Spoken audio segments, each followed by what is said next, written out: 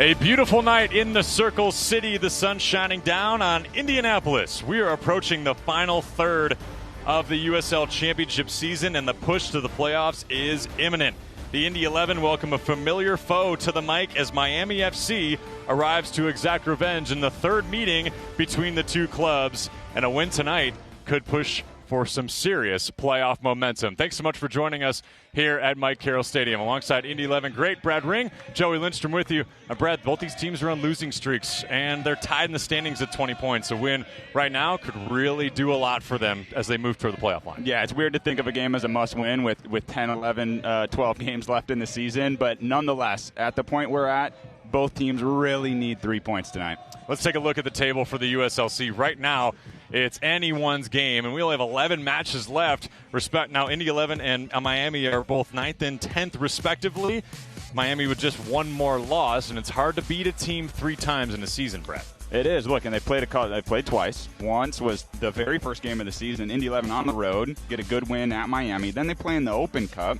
Now back in Indy, here in August, and it's an important game for both teams. And both teams just want to get into that 8th spot. Rhode Island and Hartford also playing against each other this weekend. Could spell an interesting finish there. Well, there's been some leads that have slipped right through the fingers of the Indy 11 where they're trying to finish and get a win. And you see it right there. This graph shows you that they've been so close, yet have come just short. Yeah, it's tough, right? You can look at this and say, man, there's been a lot of points that have been dropped, which is true.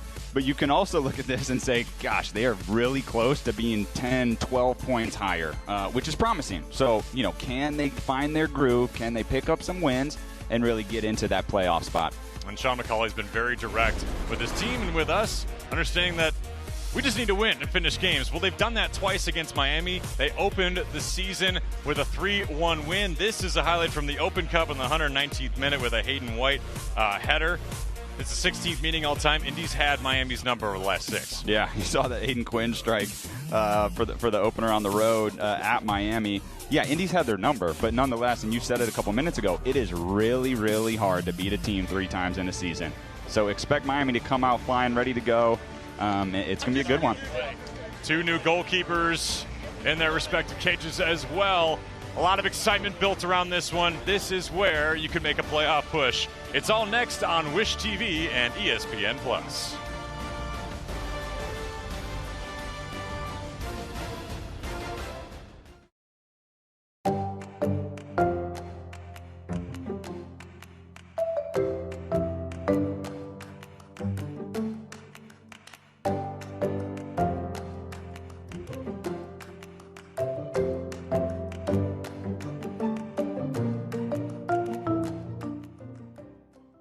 This is Paul. He loves running, music, and DIY home projects. In fact, he's remodeling his kitchen thanks to a home equity line of credit from Indiana Members Credit Union. They connected him with a loan officer, got him approved at a great low rate, and made it easy for him to make his monthly payment from anywhere thanks to IMCU's digital banking. Looks like Paul can do it all with a little help from IMCU. It's very true that it takes a village to raise a child. And when it comes to my healthcare village at Community Health Network, it's all nestled right in my phone. Accessing healthcare is the ability to be connected with your provider and ask a question when you need it. I feel like when I'm meeting with a community nurse practitioner or doctor, they're tuned in to what is going on with me and the way that they can serve me best. Stand by me. Find it, try it, paint it, love it. Find it, try it, paint it, love it. Find it, try it, paint it, love it. Find it, try it, paint it, love it. Find it, try it, paint it, love it, love it, love it, love it.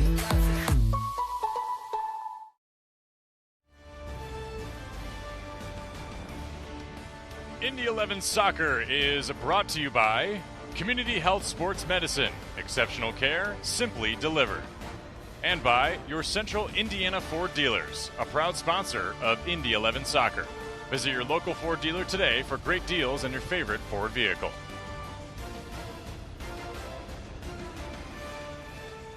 And here are the Central Indiana Ford starting lineups. Your Central Indiana Ford dealers are proud sponsor of Indy 11 Soccer. Well, we made mention of it.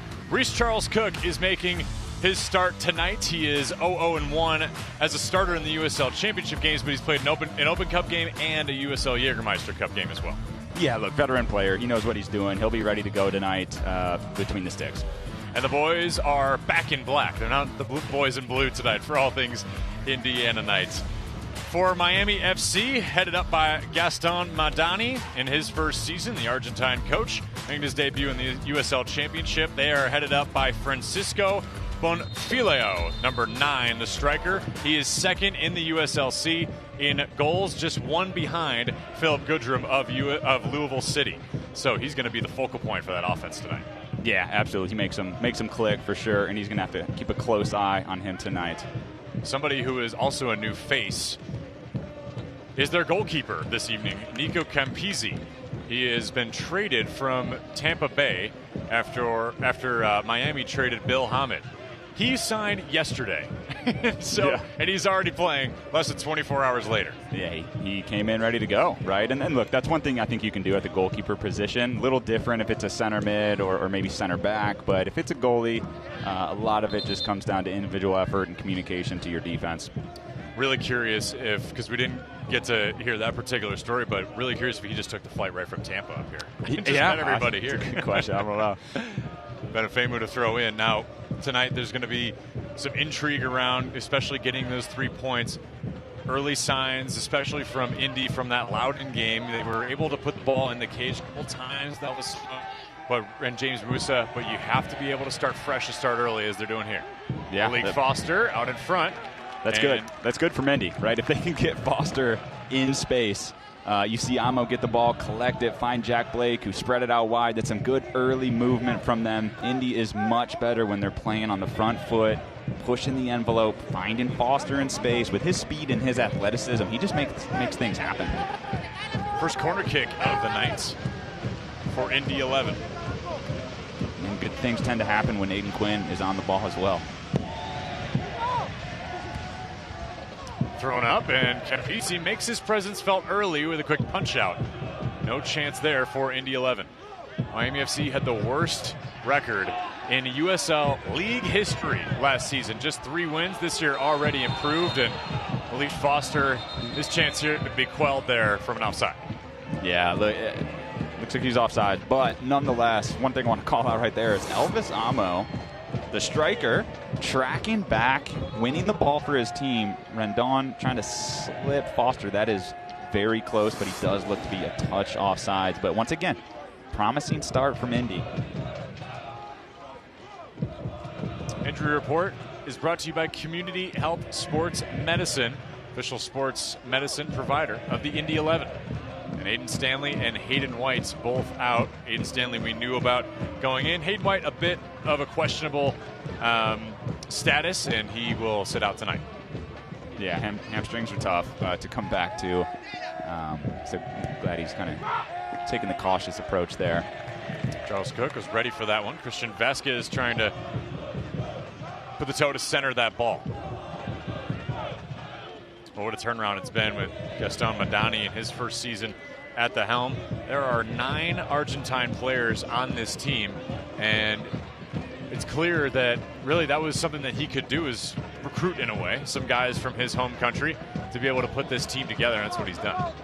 Yeah, look, a lot of times you're working with agents to sign players, and a lot of times you're leaning on your network, right? And that's his network. Let's talk about the keys to the match, brought to you by your Central Indiana Ford dealers, proud sponsors of Indy 11 Soccer. Yeah, look, we're gonna jump over to Miami here first, and we already talked about Francisco up top. 11 goals on the year, 8 more than the second highest scorer for Miami. So he is the guy to pinpoint. Right now, as a team, -12 goal differential, which is last in the East. Right, so this is a big game for them to try to get back on track, and he is a massive part of it. The second one, creating chances. They only have 19 goals, which is tied for third to last in the entire USL Championship. So they've struggled. He is obviously that kind of lone bright spot in the attack. Truly, truly is. When you think about Indy, Brad, what comes to mind as this chance is quelled there for Miami FC? Yeah, look, I mean, when you're looking at Indy, home match against Miami, who has struggled. They've already beaten them twice. This is a must-win game. It really is. I know they have a dozen or so games left, but this is a very important game because looking at that rest of the slate for the season, it does not get easy. It starts with Lou City. You throw Loudoun in there, you throw a bunch of other quality opponents in there, and they really need to get 3 points here to get back on track. And how they're going to go about doing that, they need to be sure in the defense. They need a clean sheet. Indy has given up 35 goals, which is the most in the Eastern Conference. Now, they've actually scored a lot of goals too. So it's gone a little bit of both ways, but they need to be solid defensively. It sure has. Some of that back and forth has been what's frustrated Sean McCauley. He'd love to have that door slammed shut on opponents when they've had a lead in the past, but as we said in the pregame, it's been hard to come by with this group. It feels like they're just not putting the bow on top that they need to. Yeah, which once again, there's a promising way to look at it, right? They've been in all these games, have leads late in a lot of these games, and this is the one tonight. This is the one they need to try to get back on track, get a little bit of momentum, get 3 points above Miami, who they're tied with in the standings. So massive game here tonight. You could tie up Hartford as well if they lose to Rhode Island tonight. Yep. And they've Indy's had some slow starts, so I'm really happy with the and Coach McCauley's got to be happy with the start so far, creating a couple chances. You see Foster collecting the ball here in the middle, spraying it wide to Aiden Quinn. Sent through towards the center. Another chance here for Quinn. Lofted, and Rendon off the crossbar and down.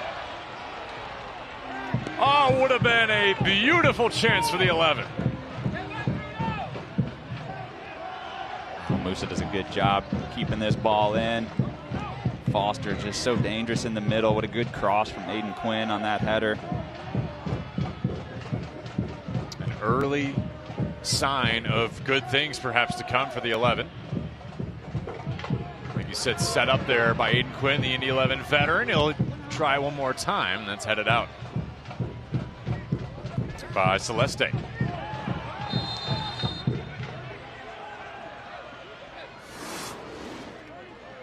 Take another look at this one, Brett. So close. Yeah, great ball by Aiden Quinn. You see Rendon coming on the back post, heading it across exactly where you want to head it. You try to head those down. It was hard to get it down from that angle and the velocity in which the ball was coming in. But once again, really good, bright start. Indy has created a couple early chances here. Now they need to put one away, because what I have experienced in my career is if you don't put some of those early ones away, they can come back and get you. Miami trying to track back. Love to right the ship against this Indy 11 team. Meant to ask you, because that chance created there, it causes a little stirring and uneasiness perhaps for Nico Campisi. When you're a goaltender who's only had one day with a team, how easy, it's got to be pretty difficult to be able to communicate back there. Or do you think it's not so much for goalkeepers? Yeah, look, I think it's a little bit. He's certainly part of the team. Not saying he's not part of the team, right? But a goalkeeper is a little bit separate. He's dealing with crosses for a different team, but it would have been the same types of crosses he was dealing with Tampa Bay. So I don't think that is going to be a big issue tonight. Not to mention, he's a heck of a goalkeeper. He's played in some big leagues. He knows what he's doing. And 9 appearances with Tampa Bay this season. This is his first year in the USLC. It's actually his second trip here to Indy. He came here with Tampa Bay just a few weeks ago for the last USLC home game for the 11. So he's familiar with the park a little bit, understands the setup with the mic at Carroll Stadium with the grandstands a little bit off center. Yeah, knows what he's getting into. Yeah, and look, it's a good. Fans are still piling in here. We got a lot kind of over in the family zone and folks piling in. So it's a good turnout tonight here in Indy. Previously played in Paraguay, 8 shutouts with Unión de Santa Fe in Argentina. Chance here for Miami, and Reese Charles Cook is there with the sun in his eyes. Keystone Group, specializing in transformational developments, construction, management, and investments. Well, as the sun is beginning to set, that might prove to be a little bit difficult for Reese Charles Cook, don't you think? Yeah, it is tough. It's always been that way on this field for years and years. We love the quick start here from Murphy. That's what you got there with Bruno Rendon and Murphy. Looking for Ember Chizda, who's also heading up the front. Vasquez gets a little bit, or excuse me, Blanco gets a little bit of run here against Benefemu, and Efemu wins the one-on-one matchup. Look, Benefemu is he is big, he is strong, he is fast, he is intelligent, he's a really good defender, and you saw it on that play. Makes a mistake, kind of mishandling it, and he turned around and closed that gap really, really quick. Bruno Rendon is all over the map tonight so far in the first 10 minutes.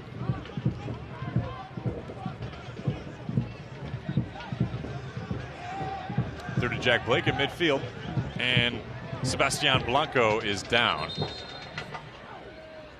One of the 9 Argentine players came over to the USLC.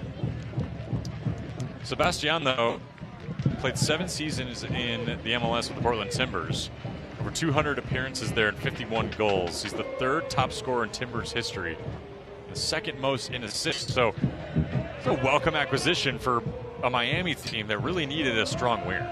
Yeah, absolutely. And Portland for years has been a great environment to play in out there for the Timbers. Sean McCauley has ties there. I had a short stint there. Did you really? Yeah, just a quick half a season at the end of 2013. But a great soccer atmosphere in Soccer City. We hope he's okay. Obviously, you don't want to see injuries anytime, but especially this early. Although it looks like he's working his way over to the sidelines. Let's hear from Community Health Sports Medicine, the official sports medicine provider of Indy 11. Exceptional care, simply delivered. I hope he's okay.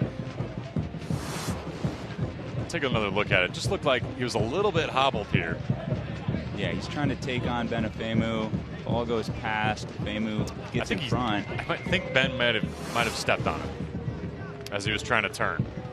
And that maybe impacted. It looked like he was maybe holding his quad potentially. But nonetheless, his night is over just 10 minutes into the game.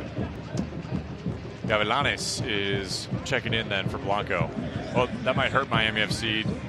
Blanco has created a lot of opportunities this season for this group, particularly for Francisco Bonfiglio. Yeah. As a coach, you don't plan to make a sub in the 10th minute, so it's going to throw some things off for Miami and the coaching staff. But Foster dodges a really tough slide tackle there from Akinyode. Love the start from Jack Blake. Nothing fancy. He's just getting on the ball, receiving it from the right side, moving it over to the left, receiving it from the left, finding slots up the middle to Murphy, as you see here. More that he is on the ball, the better for Indy.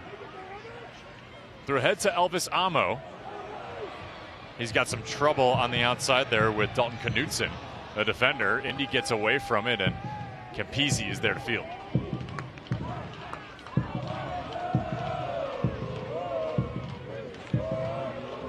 See a little bit of the Brickyard Battalion there behind Campisi. He'll be hearing a lot of them here in the first half.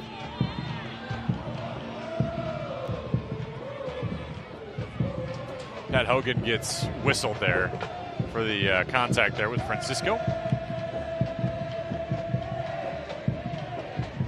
Carlos Rodriguez, our head official. Assistant referee Chris Sherfranz and Arts Aristamian. And our 4th official, Alex Beeler, on the sideline. Coming up a little bit later on, a special guest, Lydia Martin from the Indy Ignite pro volleyball team will be joining us. That'll be a lot of fun to catch up with her. See about her heading skills, perhaps. I have to ask. She's, I think, 6'5", maybe 6'2", I forget. Somewhere in the middle. 6'3". I think it's 6'3". We'll see when she gets in here. She'll tower over me, but be a pretty good. How tall are you? We're comparable. I could play middle blocker in the in the Pro Volleyball Federation. Just kidding. I could not. Those girls are insanely athletic. And the Indy Ignite had a great inaugural year, yep, which is exciting. Brought a lot of excitement to the city of Indianapolis. Yeah, they did a great job up there at the Fishers Event Center. And multiple sellouts as well. It'd be fun to catch up with her. Benefemu keeping this ball alive here in the midfield with Akinyode. And saw an early chance within the first 7 minutes here for Indy 11 with Bruno Rendon, his header off the bar. Bruno would love to have that one back.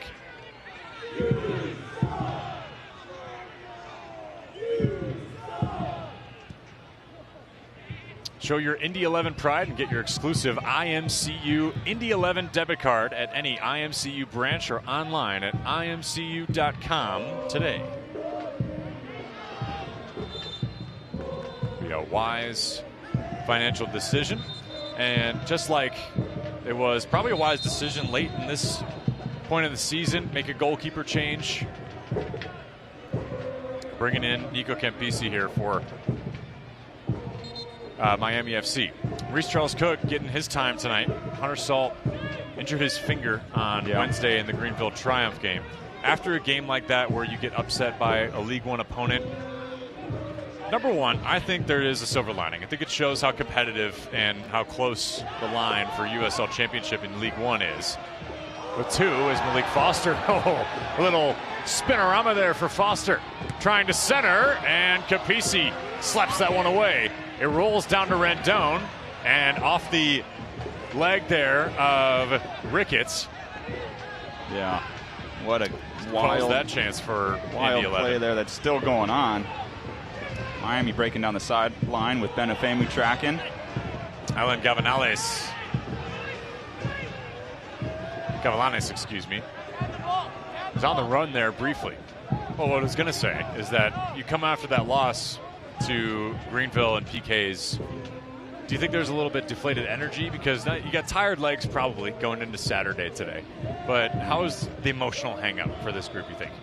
I think it lasted Wednesday night, maybe into Thursday. And then these guys are professionals. You have to have a short memory and or use that disappointment for fuel. It's got to be those two things combined. And that's what we've seen here tonight. This is a very bright start for Indy. They haven't had a goal, but they are, once again, they are knocking on the door. Foster's creating things up the middle and down the right. Rendon's gotten on the end of some crosses. Quinn's, getting them in dangerous spots. Benufemu is locking down the right side of the pitch. It's been a really bright first 17 minutes here for them.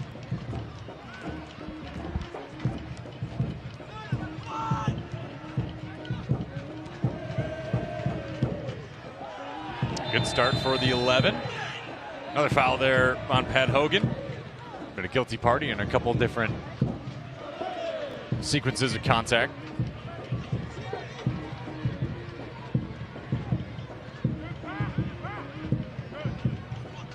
He's still down here, but I think he'll be all right and continue.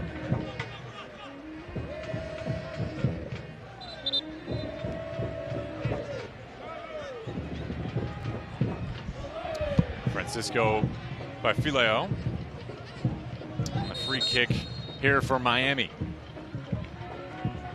Droplight, fuel for brave brands to put your business in the limelight. Visit droplight.com.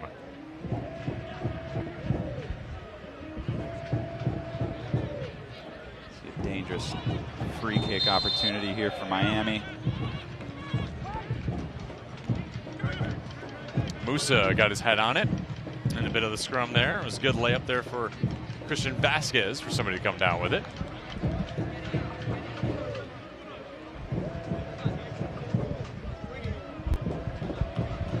Looks like Vasquez heading over to the corner.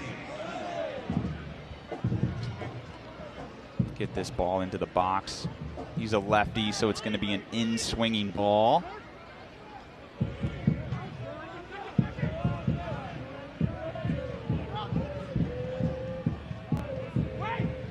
Tall bodies hanging out there, and Elizama was ready for it. Another chance, though, and nearly, if you got a couple inches down, that was going home. Ricketts.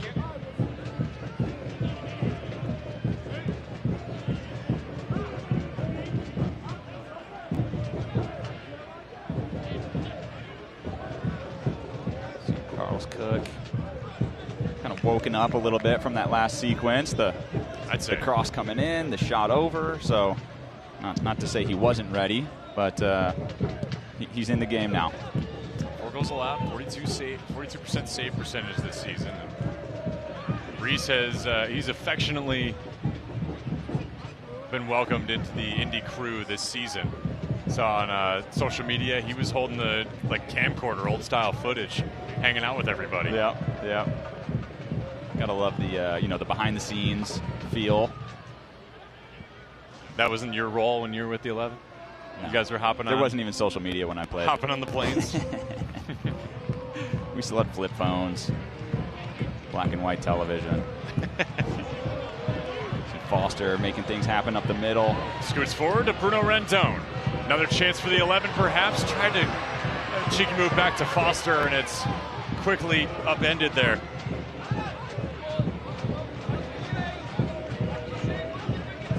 Well, Miami has really answered the bell when they needed to on defense specifically. It's been hard for the 11 since that first chance to really garner any new attention. Now Miami is starting to take over a little bit, and Bonfilo hits it home for Miami. And now he's tied for the lead in goals in the USLC. What a start for Miami FC. Looking for their 6th win. They know how vital this is in their 3rd match against the 11. Yeah, we're going to see a replay here, but dribbling up the middle after some miscommunication. What a strike with his left foot to the far post. He's a striker through and through. Good run across the box. Musa is trying to stay with him, just can't keep up. I'm looking at the field now. Murphy is not happy. There was some space in the middle of the pitch, which really led to that break down towards the Indy defense.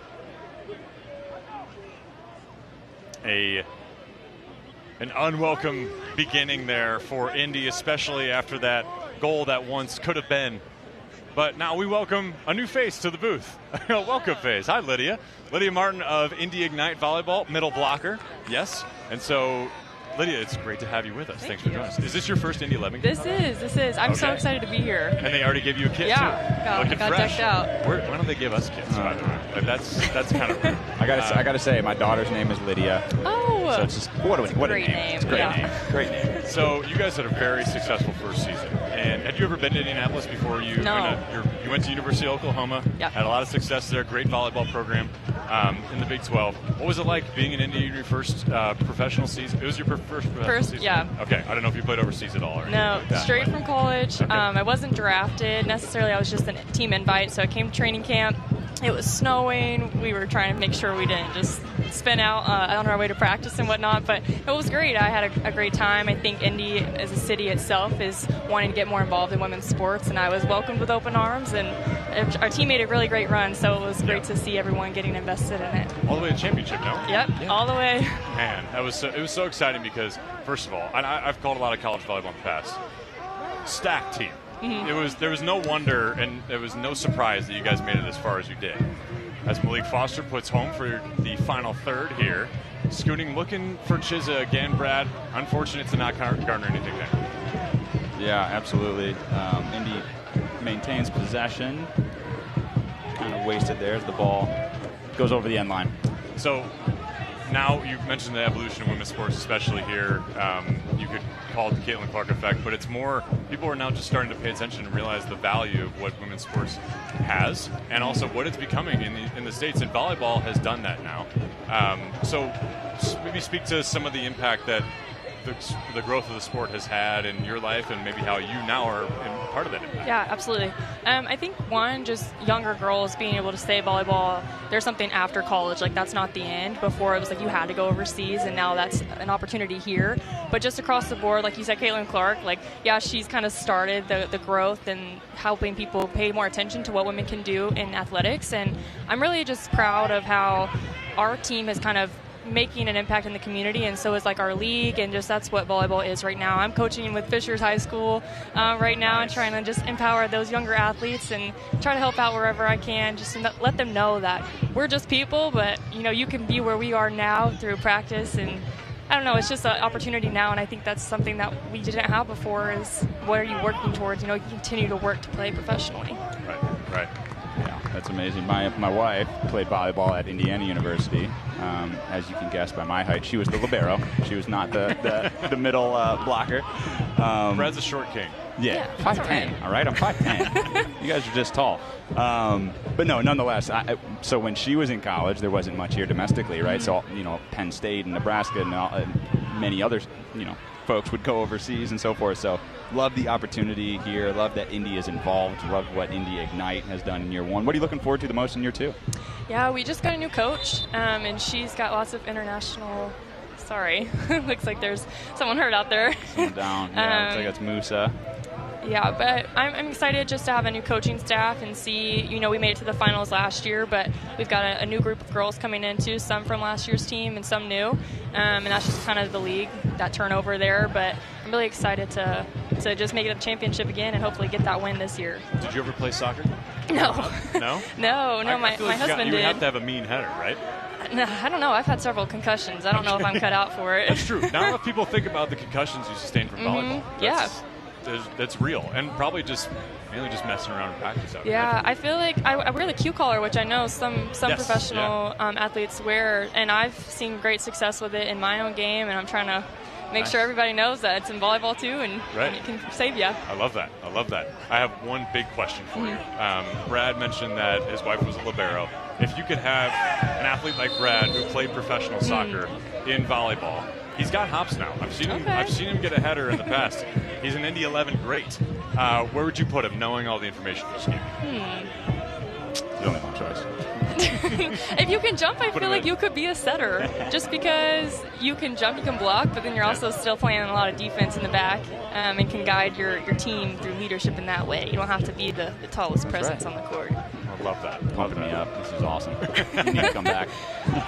Lydia Martin is a middle blocker for the Indy Ignite. They're runners-up in the Pro Volleyball Federation a season ago, and now there's the merger, correct? With MLB. Can you talk a little bit about that?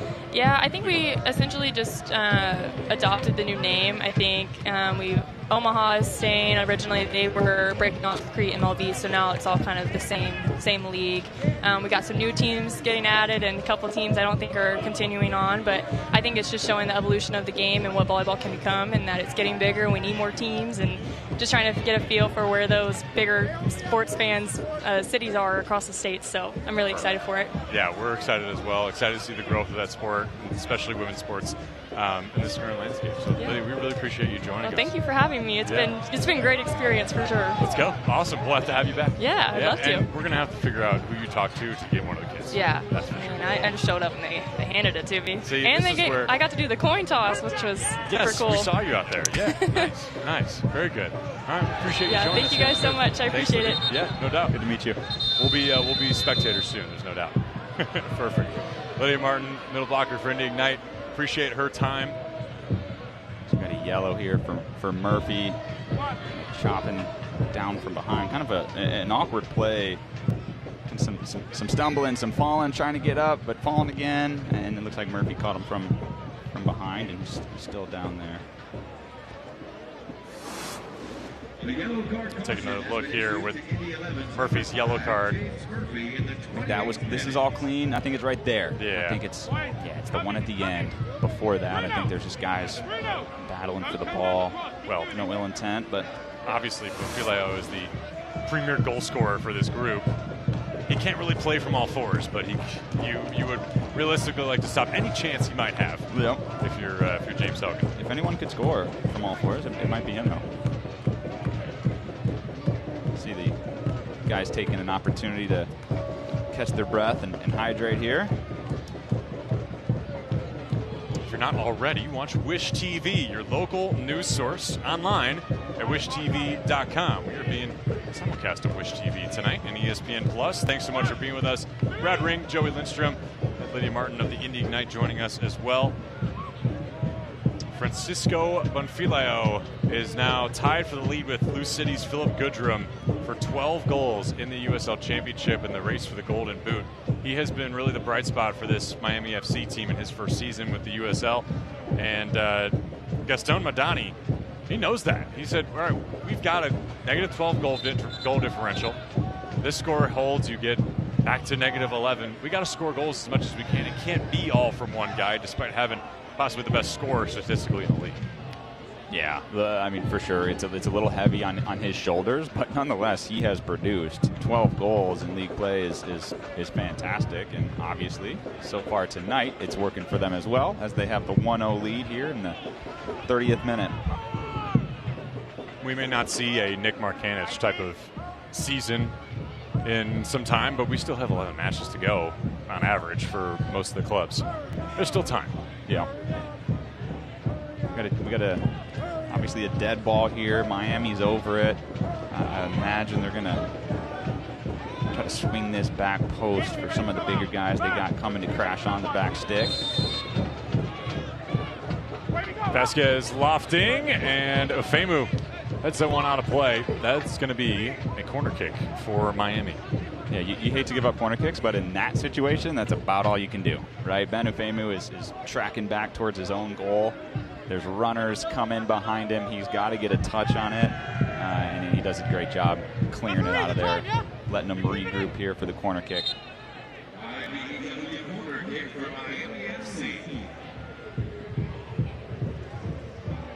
Your Central Indiana Ford dealers are a proud sponsor of Indy 11 Soccer. Visit your local Ford dealer today for great deals on your favorite Ford vehicle.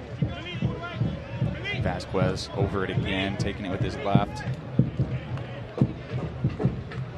So the ref's gonna pause this one, make sure there's not too much physicality in the box.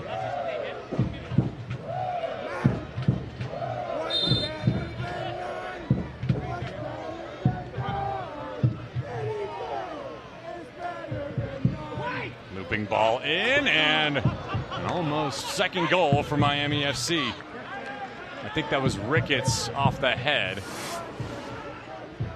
Yeah, he does a great near post run, gets a flick on it, and redirecting it to the back post, and just maybe 2 feet too high, but good dangerous cross off the corner there.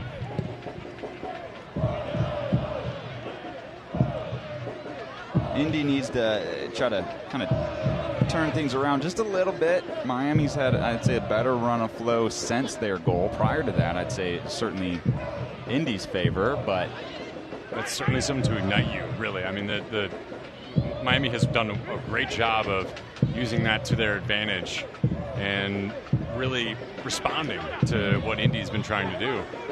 And Campisi has dodged a couple chances that have could have spelled goals there for the 11. Yeah.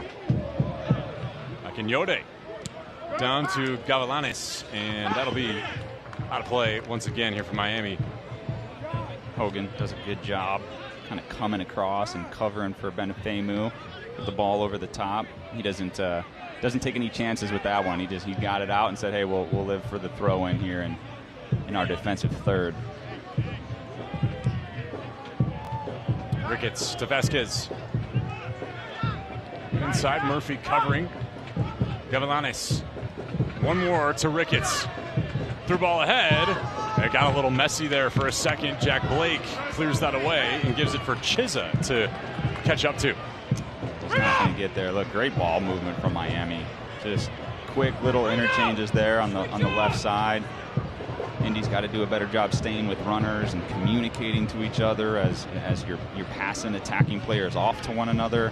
Rule of thumb, if you don't hear anything, you got to stay with the runner.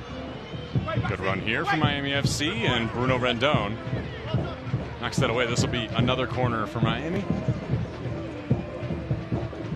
Once again, not all that much he could do there. Maybe he can chest it to Charles Cook for his hands, but it's a little risky. So he opts for the head out, which is totally fine. It's difficult when you're running full speed at your own goal and the ball swinging in. Yeah, I don't understand how you can have the direction on that header. That is something that always amazes me with footballers. Vasquez going to lay the heavy foot.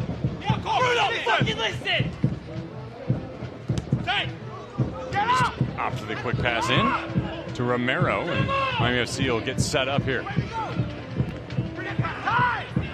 The ball in doesn't go, and James Murphy does his best roundhouse and knocks this one out of play. Oh, the unfortunate thing there for Indy is nobody was back with Foster. They sent too many numbers forward. Miami, that is, sent too many numbers forward.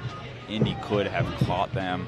Murphy on that clearance just gets a little too much under it, but if he hits that straight up the pitch, Foster is in on a breakaway. Unfortunate sequence there, and a little bit of a break for Miami. Experience comfort in downtown Indianapolis. Hyatt Place and Hyatt House, downtown Indy.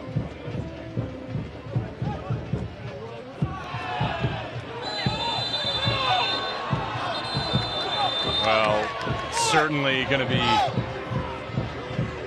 a yellow awarded by Carlos Rodriguez to Benefemu, but is he justified there? It looks clean. Obviously, the ref saw something there. I mean, he went in hard for sure. It looks like there was ball, and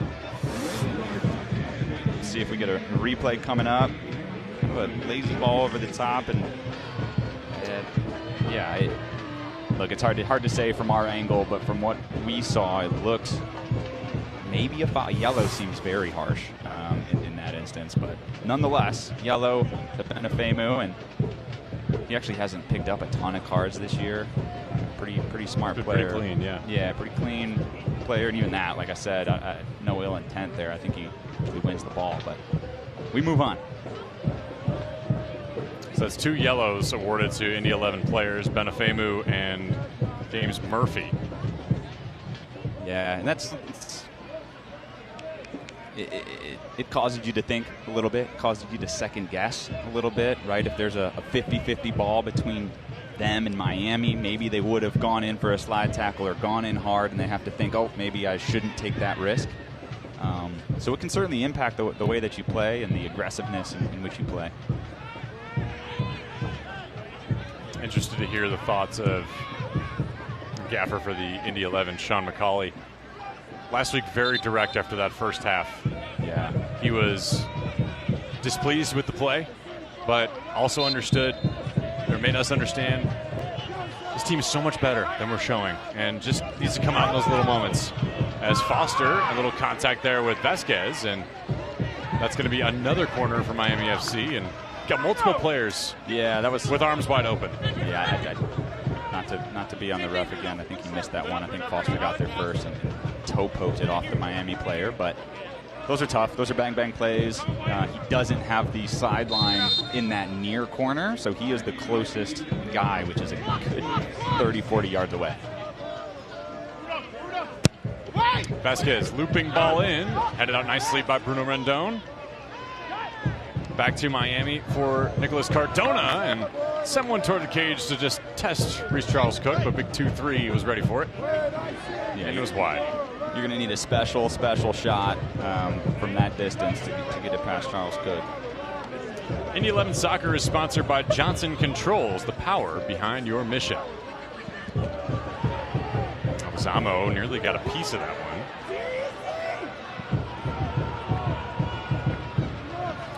Forwarded down to Bruno Rendon in the corner in the final third. Rendon toward the cage, and Jezza was there, but thwarted his plans, and this is going to be a corner. Yeah, good find from Blake over to Rendon, and Rendon takes a touch, settles himself, tries to hit it low and hard right across the 6. It's a good ball, earns a corner kick.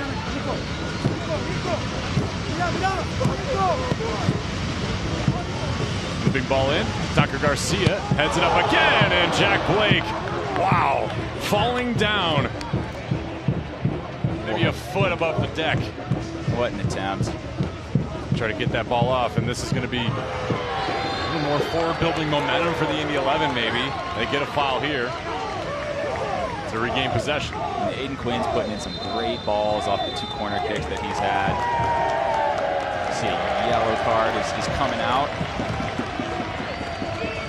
That's issued to Matias Romero.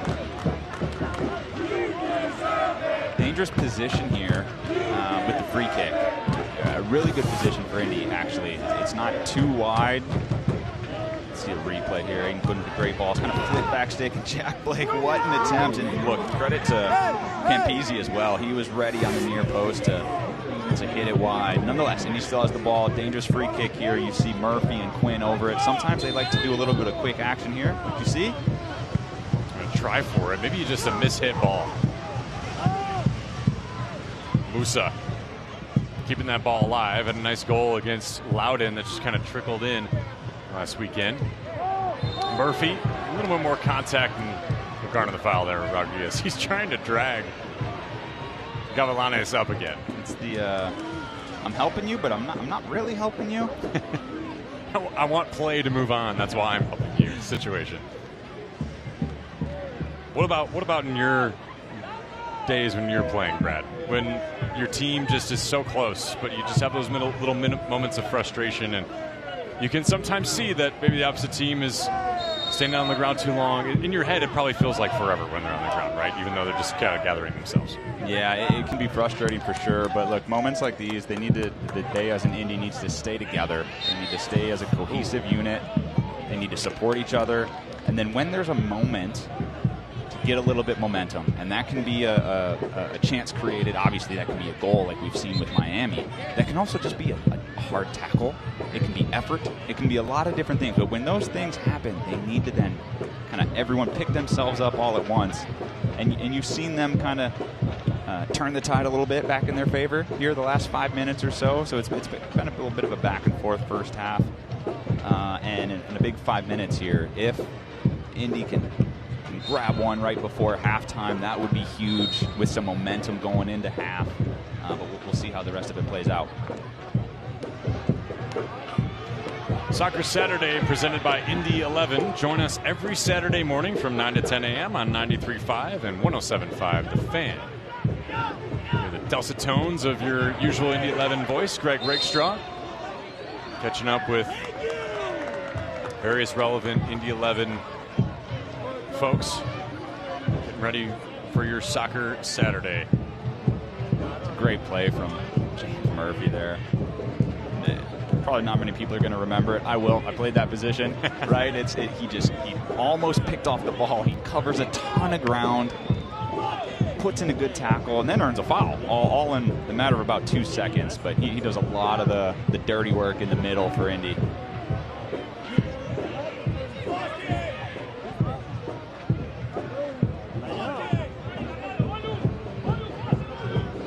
Blake in the midfield. Up here or there with Musa in the back. Gavilanes, good touch on it. Regains possession from Miami and draws the foul. It's a tough ball. Foster was open. Musa's trying to find him, but just the distance the ball has to travel to get to Foster allows Miami to react and close that space really quickly, which is what happened. Foster does a good job. He tracks back and makes sure that Miami doesn't have a break at goal. He picks up a foul, but probably a better outcome than if he didn't stop that counterattack. Great point. Indy 11 Soccer is sponsored by Dormicaba for every place that matters. Another free kick for Miami FC. Gavilanes. Or the cage. Got to watch out. Somebody almost took one off the glasses. And Reese Charles Cook went airborne to try to save that one. What an attempt. That was on an absolute rope. Heading to the back stick. Very short angle, too. Sean McCauley is getting a little bit vocal as the half continues. He's wanting the guys to press up and put more pressure on the Miami defense. Forcing a long ball, right? When the long ball comes, okay, you got Musa, Hogan, and Femu in the back to win it and then keep it on Miami's side of the pitch. Nonetheless, he's trying to articulate that here across. He'll have time at halftime to kind of sit down, talk a little bit more X's and O's, tactics, and everything, but it's something he's trying to communicate from the sidelines here.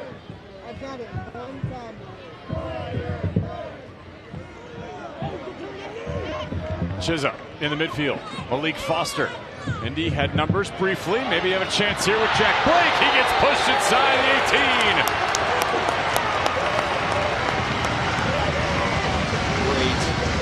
Great counter from Indy.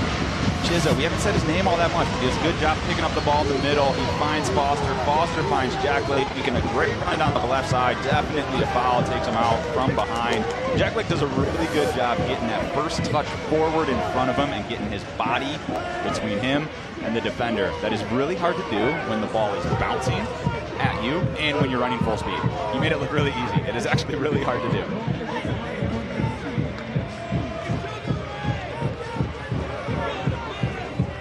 Looks like Aiden Quinn's got the ball and is wanting this PK attempt here. Maybe Quinn. Jack Blake. Oh, he handed off to. I think, you know what I think Aiden Quinn was doing? I think he was making sure Miami wasn't trying to mess with Jack, making sure that they weren't trying to mess with the ball. Sometimes there's those subtle mind tricks. You see Campisi over there at the sideline. He might just be getting a drink of water. He also might be looking at where guys typically shoot PKs. Yeah, he didn't see a PK the last time he was here with Tampa Bay. Jack Blake is going for penalty kick conversion number 10 in a row. It's a big opportunity for Indy to snag one before halftime. Jack Blake from the spot, eyeing up Campisi. Right in front of the Brickyard Battalion to knot it up at 1. And he puts it home. Top left corner, never a doubt. And the 11 make the scoreboard just that, 1-1 here against Miami in stoppage time of the first half. There's no stopping that one. There is no stopping it. Jack Blake absolutely puts his foot through it to the goalkeeper's right, Jack Blake's left. You see a replay here. It's high, it's hard. Good power, good placement. That's a tough one to stop. Not much Campisi can do there, but huge goal for Indy to get some momentum here. Now it's not halftime yet, but big momentum shift here. And still 3 minutes left to stoppage time of the 5. There might even be a little bit added because of the PK and the goal. Right. Good point. That is both brief stoppages. Campisi was put in a tough position there. Oh, Musa really got a hang of that one on the interchange.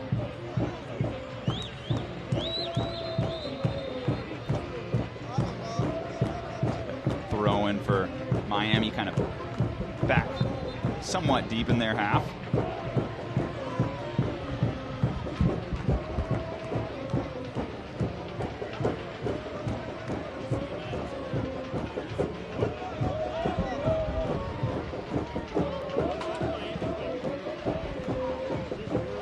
Well done by Chizza to hold it up. Murphy finds Quinn out left. Another great run from Jack Blake. Almost had himself in another good position inside the 18. We find Jack Blake with 2 goals in the first half. A little first half brace. That's 10 PKs in a row converted. 10 consecutive. Look, I played against Jack Blake. He is a great player. He has had one heck of a career. I don't think it's coming to an end anytime soon. But he is a quality player. He's a great possession player, great work rate, great finisher, great setting up teammates. He's just an all-around player for Indy 11. He's also given this team so much of his time and effort and recovery. He's rarely missed a game. He's been a real welcome addition here for the boys in blue over the last 2 seasons. Yeah, look, I had a guy that I used to play with that some might know, John Bush, heck of a goalkeeper, but one thing that he used to say is, hey, one of the best abilities is availability. Yep, I know that one from all too well from the college football days. Yep. Sometimes it can have a negative connotation. Get yourself ready. Yeah. Because your best ability is your availability. But I like it for what you're saying for. Got a foul here on Miami. It's going to allow Indy to send Afemu, Rendon, Hogan, All the trees. putting them forward. It's a little deep here, this free kick. It is pretty difficult to put in a ball from this distance with enough pace to head it directly to goal. A lot of times from here, it's kind of put back stick and then headed back across the goal for more runners coming on. We'll see what they do here with Murphy and Quinn over the ball. I just saw Afemu put his hand up as well. They're looking that way for him, deep for Afemu, and the ball still kept alive, but there was a foul. Looks like it was on Ben. That's exactly what they were trying to do, is find Afemu back post, and Afemu hit it back across the goal, just a little high. And he ultimately, I think, get two hands on the defender there. So right call by the ref. Miami, free kick in their own box. Getting close to the end of stoppage time in the first half here. We'll get to hear from Sean McCauley at the break. Knotted up at 1-1. Gave the folks in the Brickyard Battalion and the rest of the Indy 11 faithful here on All Things Indiana Night something to take home, not take home, but take into halftime with them. And now, as you're knotted up, look at these couple of chances for Indy 11 a bit later on. We'll get to hear from head gaffer Sean McCauley. He joins us now. Coach, knotted up there at 1-1 at the break. How do you feel about the first half there? I thought we had a great start, and created a few chances at the bar, and we were getting in behind them and getting crosses in, and then obviously we concede really from nothing, and then put us on the back foot a little bit, because obviously we're on a bit of a losing streak here, so it knocked us back a little bit. But I'm really pleased that we kept us disciplined and got the goal at the end there, because now it's time to come out the second half and really give the supporters a win that we desperately need. Yeah, huge goal right before half, Coach. What's the message to the boys here at halftime? I think I might have to make a couple of changes, because I'm seeing a little bit of the anxiety from Murph, and he's been booked, and I'm a bit worried that with the way they play in terms of all the dark arts that they have, and so I'm going to bring Cam Lindley on and try and keep switching the play from one side to the other, because as soon as we do that, Quinny and Bruno are a real threat. We just need a little bit more quality off Bruno on the crossing, because a couple of times their goal came from he should have just touched it and had a shot, and he's trying to play it back to Malik, and then all of a sudden it's counter-attack. So it's sort of building Bruno up and getting Cam on to keep switching the play for us. Coach, that sounds good. Thank you for taking some time. Good luck in the second half. Thank you. Sean McCauley spending some time with us here at the end of one. It has been entertaining. 1-1 our count. Francisco Bonfilio and Jack Blake, the goal scorers and headmans for each of their squads. 1-1 the count. Knotted up. Basically 0-0 when we come back here in the second half from Indianapolis on Wish TV and ESPN+.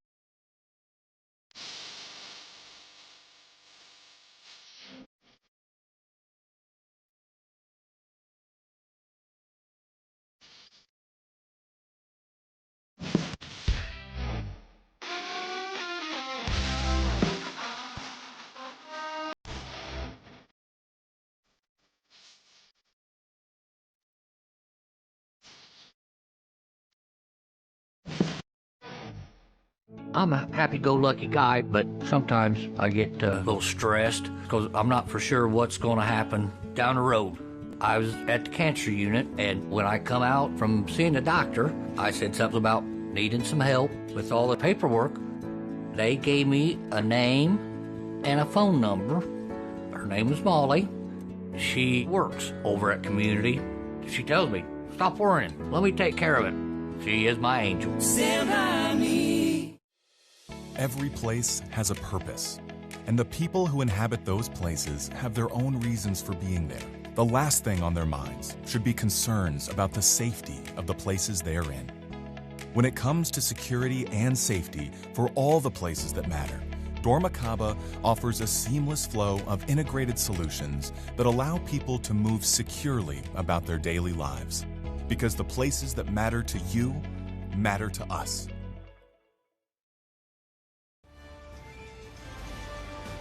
Welcome back to Mike at Carroll Stadium. It is Zeke's birthday, and all the Indy mascot friends of Zeke have come to the mic to hang out for some birthday celebrations. There's another celebration had here just a couple weeks ago for Cam Lindley joining the Century Club.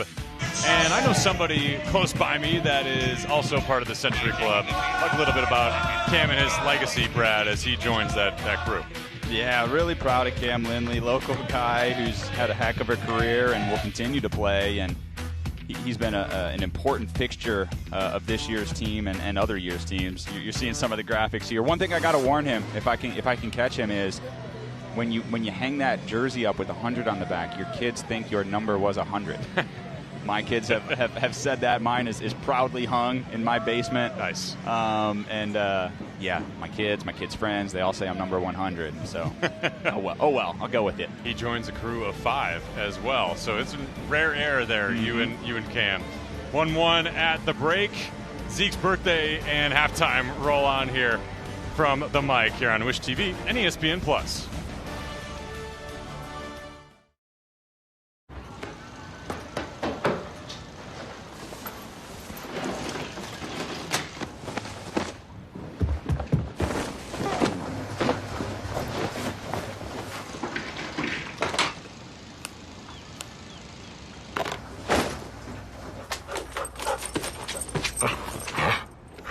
With more features to keep your account safe and secure. Northwest Bank is here for what's next. Good dog.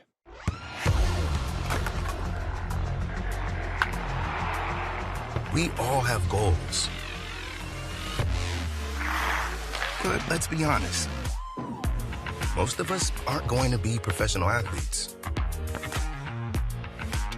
But if your goal is to finish your degree, we can help. Come to a university that puts your goals first. Bellevue University, your partner in finishing goals.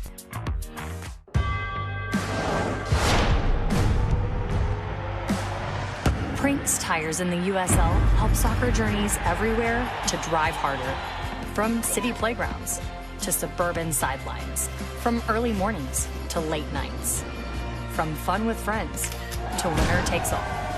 From the biggest fan to the biggest heart. And at every turn, Prinks Tires will be there for the long haul.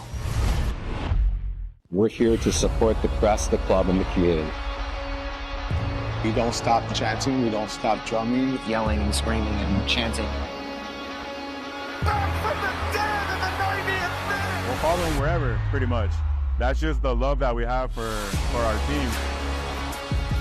We want to be the loudest people, and we want you to hear where we are at. People in this town love this team, pack these stands out for every single game. Whoa, termites can eat a pound of wood a day. Pound of wood a day. Pound of wood a day. Pound of wood a day. What's wrong, Daddy? Daddy? You okay? Keep termites out of your home and your head with our premium guarantee that covers up to $250,000 in new termite damage. Before panic shows up, Terminix it. This week on USL All Access, we give you the fastest 30-second preview in USL Championship history. You ready? Loud United in the East, back. Lexington in the West, back. Playoff Patino in San Antonio FC, he's back. Jaeger Cup is back. And pro referees pull back the curtain to talk about their daily routine and how we can help grow the game alongside them.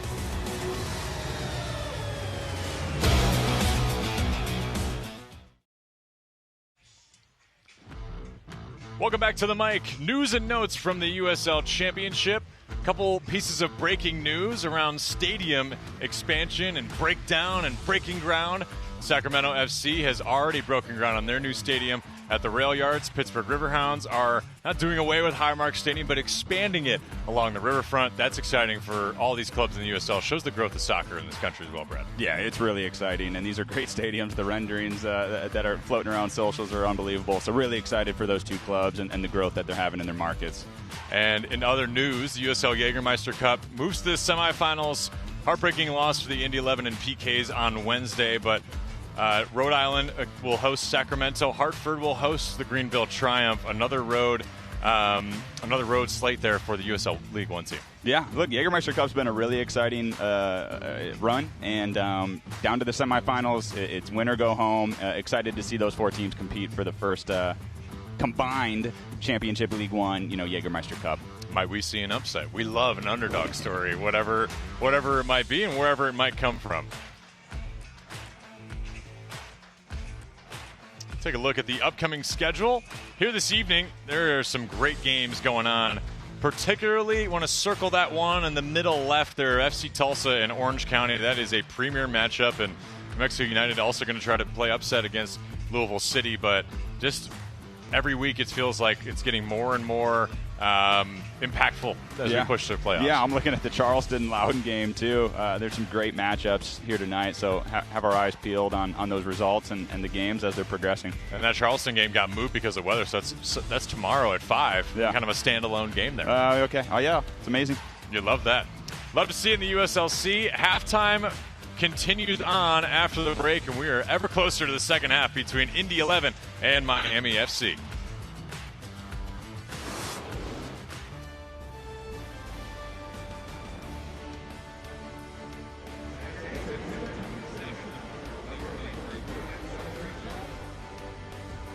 Part of my job is definitely listening. People deserve transparency. I don't want the financial part to be something that stops or hinders a patient from having the health care that they need. I try to treat each person like they're my mom or my grandmother, my daughter, my husband. I want them to know that they're not just another phone call for us. And it's very rewarding to know that I can provide peace of mind. Stand by me. This is Paul. He loves running, music, and DIY home projects. In fact, he's remodeling his kitchen thanks to a home equity line of credit from Indiana Members Credit Union. They connected him with a loan officer, got him approved at a great low rate, and made it easy for him to make his monthly payment from anywhere thanks to IMCU's digital banking. Looks like Paul can do it all with a little help from IMCU. This isn't just 90 minutes. It's a feeling you carry for days. It's the roar of the crowd, the rush of a last-minute goal, the pride of your city standing shoulder to shoulder. This is more than a match. It's an experience. It's family. It's fire. It's Indy 11. Be part of it. Get your tickets now at indy11.com. Our team at Security Federal Savings Bank welcomes you to our newest location, our West Carmel branch on Michigan Road, here to serve you. All the services you expect from a premier bank, personal and business banking, wealth management, trust services, and much more. The Security Federal Savings Bank branch team offers the expertise and knowledge you want and expect. Security Federal Savings Bank, proud of our team and our newest West Carmel location.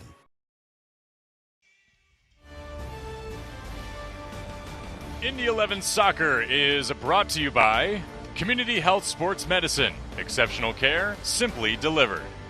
And by your Central Indiana Ford Dealers, a proud sponsor of Indy 11 Soccer. Visit your local Ford dealer today for great deals on your favorite Ford vehicle.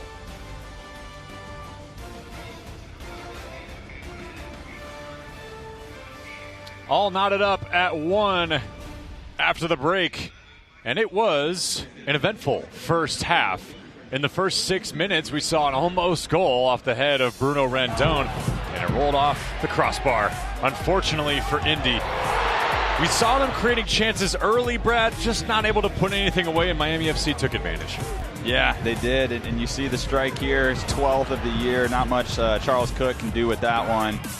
Miami it's the 1-0 lead. But to Indy's credit, they kept knocking. You see an unbelievable take from Jack Blake here, and then he, soon gets rewarded on this ball from Foster with the PK. And sure enough, Jack Blake steps up and absolutely buries it.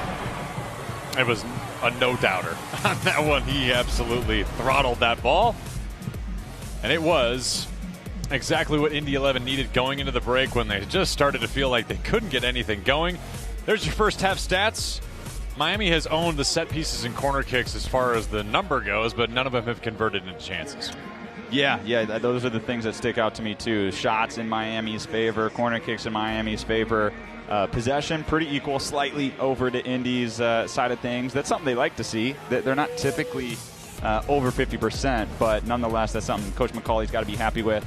And you also heard him there before halftime indicating that some changes might be coming, including the Century Club member Cam Lindley joining us here for the second half in the middle of the pitch. Captain Indianapolis. That's right. That's right. Cam Lindley in good form. At least you hope so, right? Because he's been hobbled by a few minor tweaks here and there, but good to see him back onto the pitch and getting some good minutes. Yeah. Maybe he offers a different look. Yeah, look, he's a great player. Obviously, he took a knock late Wednesday night in the Jägermeister Cup quarterfinal match against Greenville. So I think there was a little bit of worry if he was okay, if he could play, if he was just going to dress but not play. Obviously, he's fine. Coach McCauley inserts him into the lineup for James Murphy, who had picked up a yellow card. And I think Coach was a little worried that he was playing hesitant. You don't want your holding mid, your sixes, your central defensive midfielders to be playing hesitant. Substitution, by the way, brought to you by Morales Group Staffing. These substitutions, Morales Group Staffing, offering flexibility in both staffing and operational efficiencies. See Cam Lindley getting on the ball here early, finding Foster to the left. Good play there in the middle, but a foul rendered there from Romero. Yeah, Foster's he's good at that, right? He's either going to run by you or he's going to get his body in front and earn a free kick for the team. Moves it down to Quinn. No real sun in the face of Kempisi. And Reese Charles Cook gets the Brickyard Battalion to back him in this half. Musa, bit of contact in the aerial duel. Yeah, there's two there. Cam Lindley got a quick welcome to the game on a 50-50. Musa returns the favor. We're going to see a replay here. Starts with Cam Lindley getting knocked, and then Musa, let's see who that is. Vasquez down and still down. But I didn't see all that much of a difference between both of those. That kind of happened back to back. Nonetheless, foul called. Musa did go into a little bit more force. Maybe that's what the ref saw. It's not always the first guy that gets caught. It's the second guy that comes late, right? Yeah, and then Vasquez did fall. He fell pretty hard, and they're worried about a head knock, which rightfully so. So kudos to the ref, making sure he's okay. Quickly brings the trainer on to take a look. Obviously, with everything going on concussion-wise in sports, more specifically your sport of football, you got to take these things. Serious and make sure he's okay. No doubt. I'm going to talk to Lydia Martin about soccer or football is not always the concussion sport, right? Soccer and volleyball and sometimes need that help and sometimes that time to really make sure everybody's good to go. Yeah. By the way, Indy 11 Soccer, sponsored by Dormicaba for every place that matters. Well, Gaston Mondani, how do you feel like what do you think his impression was in the first half after scoring that first goal, letting up the penalty late? He was probably a little upset giving up a late goal. You never like that. Nonetheless, I think it was an even first half, really. I don't think Miami deserved to be up 1-0 going into the half. So Indy, I think it's a deserved goal. They knocked a couple times and almost... Oh, a chance here created for Miami FC. It's off the crossbar and down. There must be something in the water on that side of the pitch. Lucas Milano had a wonderful chance to extend the lead for Miami, and he is kicking himself. it looks like Musa and Quinn are unhappy with the sideline ref. That must indicate they thought it was either a foul or offsides.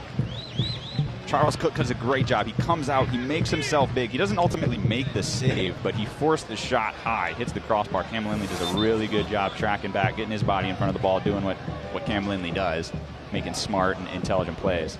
So that's why you make yourself big, to kind of force the overhead, try to get him to shoot higher. Exactly, and Charles Cook did a great job coming out and doing just that. There's no advantage here. I don't know why the ref played advantage.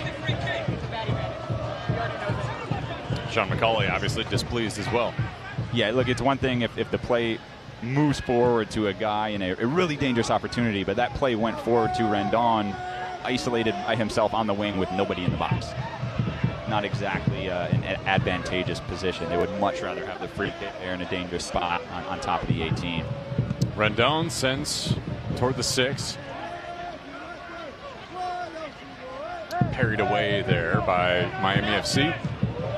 Back line, pretty formidable tonight so far. Yeah, there's Amo. A quick little. It's what Cam Lindley does, right? It was a nothing thing. He gets the ball, he turns, he finds it, and now we're making things happen down the left side. But that's what Cam Lindley does. He connects the dots, right? He gets it from one side, he gets it to the other. He calms everyone down. He has a great kind of soothing, calming effect for the team when he's on the ball, and he's not usually playing crazy balls or anything that's too extraordinary. He does the little things really, really well. Indy 11 Soccer is sponsored by Johnson Controls, the power behind your mission. Dangerous set piece with Lindley and Quinn over it. Lindley, beautiful ball in. That goal is good. Aiden Quinn. Oh, excuse me. Pat Hogan knocks it home. Coach McCauley getting rewarded with the Cam Lindley sub at halftime. What a ball in from Cam Lindley with his right foot in swinging. Hogan crashes it, gets his head on it, and puts it away for a early lead here in the second half for Indy 11. The smoke has been cued in the Brickyard Battalion. Ooh, that was a little off the back of the head there. It's tough. You're battling in there, kind of jockeying for position. Hogan's a big guy, but Miami's got big guys as well. So it's a physical battle. You're just looking to redirect that ball, which is exactly what he did, and a huge goal. And those are kind of the bookends of the half, right? You think of the first half. Indy scores in, I think, the 46th minute. Now they get one 5 minutes into the second half. And the tables have turned here pretty quickly in the last 10 or so minutes of play. Miami was up 1-0, now 2-1 Indy. It's exactly what they needed. Now into the smoke they go. James Musa got on his horse and knocked that out of play from Miami. And in the first half, Joey, we were talking a little bit about plays that can give you momentum, right? They get the end of the first half goal. They get the one here to start the second. Can Indy keep this momentum and get the next goal? Coach McCauley has talked about that multiple times here this year, and we saw the graphic before the game. Some of the late goals they've given up, losing points. Getting the next goal is crucial, and you see him on the break here. Rendon flying down the right side. Malik Foster to Rendon. He got tripped up inside the 18 there. No call. Did look initially clean there. I think that's the right call, but I do also think after the clean slide tackle, kind of rolled up on the back of Rendon there as well. So although not a foul, I'm sure it does not feel good. How about that run from Malik Foster, by the way? Yeah, Foster, he's so dangerous when he gets it in space. He does a great job picking it up in the center of the pitch. And then kudos to Rendon for just flying down the right side of the pitch to put himself in a position to create a little bit of a 3v2 on the break there for Indy. Trainer on to check on Bruno Rendon. He's such a versatile player for Indy, right? He can play right back. He's kind of the right winger where he has that work rate where he can kind of play good defensively and then also bring something into the attack. So he's a very versatile two-way player that's really important for Indy. He's been really impactful this season. Looks like Campisi's kind of checking on him, helping him up. Good sportsmanship from Campisi. Community Health Sports Medicine is the official sports medicine provider of Indy 11. Exceptional care, simply delivered. Rendon seems fit to at least get over to the sideline. Yeah, it's a good sign. He's running pretty well. I think he'll be okay. He'll be good to go.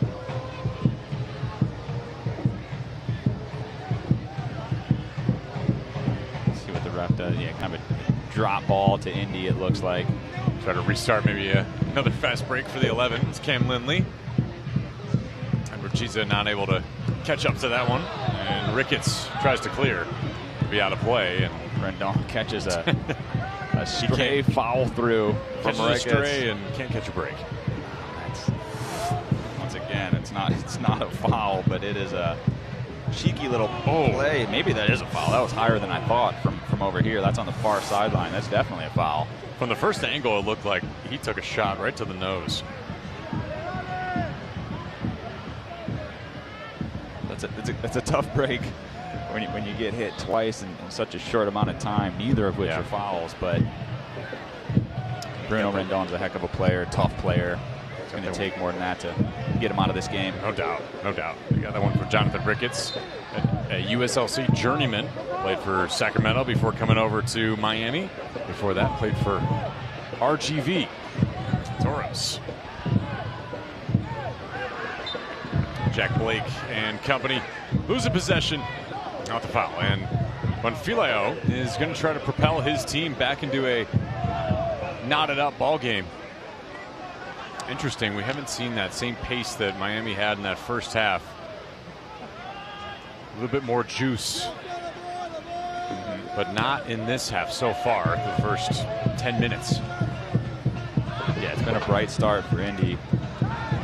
Maybe something brighter here for Miami. Well wide. Put on there by Matias Romero. Yeah, that was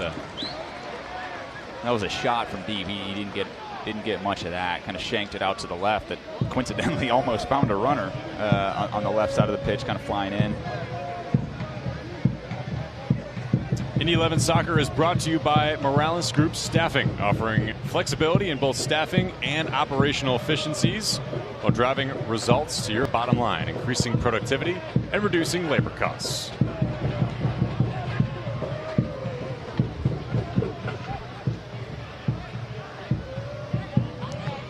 Battle in the midfield. Francisco taking that one off the shoulder.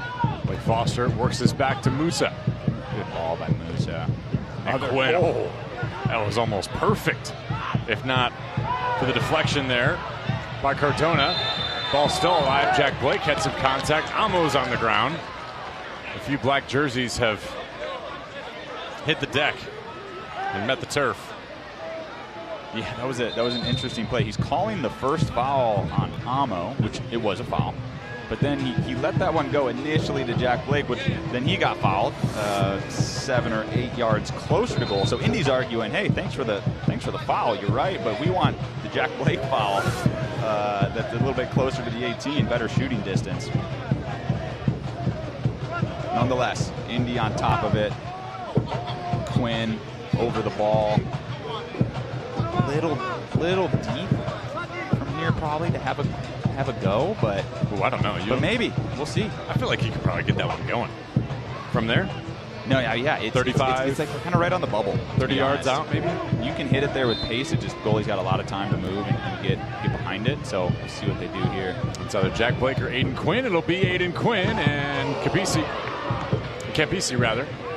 Ready for it. This time Bruno Rendon down for Amo. No. And Ricketts will collect to try to clear. Great ball from Bruno Rendon onto the back post, and Amo's trying to hit that back across to the far post. Just doesn't get over it. Skies on him. That was a point of emphasis too for Sean McCauley. He said Bruno's centering passes weren't up to snuff. Not what his usual level. Yeah, and you're seeing. Yeah, I know you're 100% right, Joe. And you've seen the shot from Quinn. Bruno Rendon does a great job getting on it and a great crossover to Amo. He doesn't do great with that header. But yeah, you're right. Coach McCauley's talked a lot about Rendon and what he does. One thing that he just wants a little bit more out of him is consistency. That's the big thing that he wants from Bruno Rendon in his first year in the championship. Once again, League One player last year, heck of a player, heck of a year. Earned the opportunity into the championship and has done well. But Coach McCauley just wants to see a little bit more consistency. There's Cardona along the outside channel. Through ahead to Romero. Cardona crossfield to Gavilanes. Another header. That ball's still free. Jack Blake and Reese Charles Cook. Almost an own goal. Going to wipe the sweat off his brow. Charles Cook does a good job reacting to that. Ball kind of drops. Jack Blake, we're going to see a replay here. Shout out to our production crew. Jack Blake swings to clear it and almost an own goal. Ooh, goodness, that would have been a tough one. But Cook does a good job getting on top of it and keeping it out of the net. And Blake commits a foul in midfield. And a little hop there from Romero. Yeah, I think Coach McCauley alluded to it a little bit with part of the reason I think Murphy was subbed out. One, because Cam Lindley's a heck of a player. But two, he was on the yellow card, Murphy that is, and he alluded to Miami not looking for fouls, but going down maybe a little bit easy at times. Yeah. And didn't really want to risk, obviously, Murphy picking up his second yellow and Indy playing down a guy. Show your Indy 11 pride and get your exclusive IMCU Indy 11 debit card at any IMCU branch or online at imcu.com today. Up to Amo in the one-on-one matchup there with Knutson. Good ball from Jack Blake out to Quinn, and Quinn up to Amo. Amo does a good job just getting in front of the defender. Getting big. Indy's not in a massive rush to take this throw in. Musa does have a pretty long throw, so I think they're kind of setting this up as a kind of pseudo corner kick here, as Musa's going to launch this one to the near six. Hogan's up there. I imagine Hogan's going to be one of the targets to flick it back on towards Ofemu and Amo. Musa, right, strong throw. Ball still alive for Chiza. He'll work back to Lindley, who goes to the corner to Aiden Quinn in the outside channel. Quinn gets that one rattled there by Romero.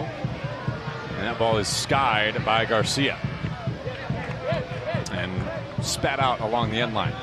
The only other multi-goal scorers on this Miami FC team are Dalton Knutson and Romero, by the way.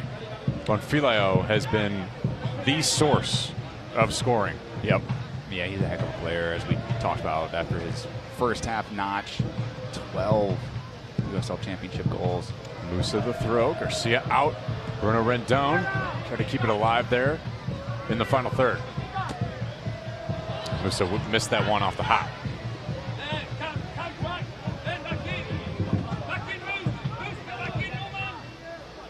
Here Coach McCauley shouting at the guys to get back in position. Especially Musa. Moose. Yeah. They're back. He's back in formation, organized behind the ball.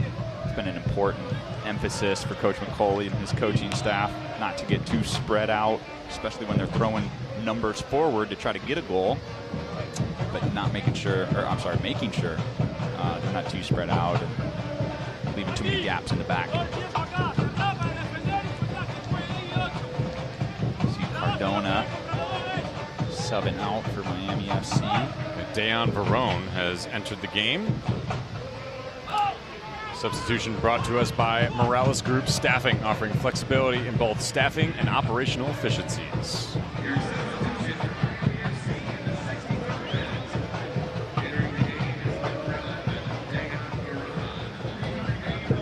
It's getting the 63rd minute here, Joey.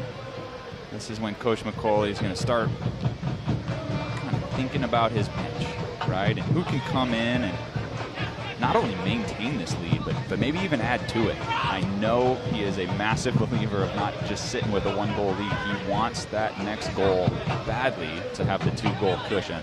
Well, to our point in pregame, too, 6 different matchups where they've had either one-goal lead or been tied, and unfortunately, either come away with a draw or a loss. Good look here. Amo over to Jack Blake. Chance here from Malik Foster. He's egging on Carlos Rodriguez, saying there was definitely a handball there. It did deflect off somebody's body part. Who's to say if it was the hand of the arm? Yeah, good sequence there from Indy, though. Ball goes into Chizza. Chizza does a great job collecting it, finding Jack Blake. Jack Blake out to Foster. I thought maybe Foster was gonna take a run at the Miami defense there, and he also had Bruno Rendon kind of coming on the outside, giving him an option wide right. Opts for the shot from distance and earns a corner kick for Indy. It'll be Aiden Quinn to put the left boot in it. A good ball in there from Quinn. It was headed by a Miami player. That was Garcia, and that'll be the corner kick in the opposite end. Yeah, looks like Cam Lindley is working his way over there. Obviously, Indy's second goal coming from a set piece. Cam Lindley to Hogan. So they've already scored once off of him. I've seen a Cam Lindley assist already, maybe number 2 coming.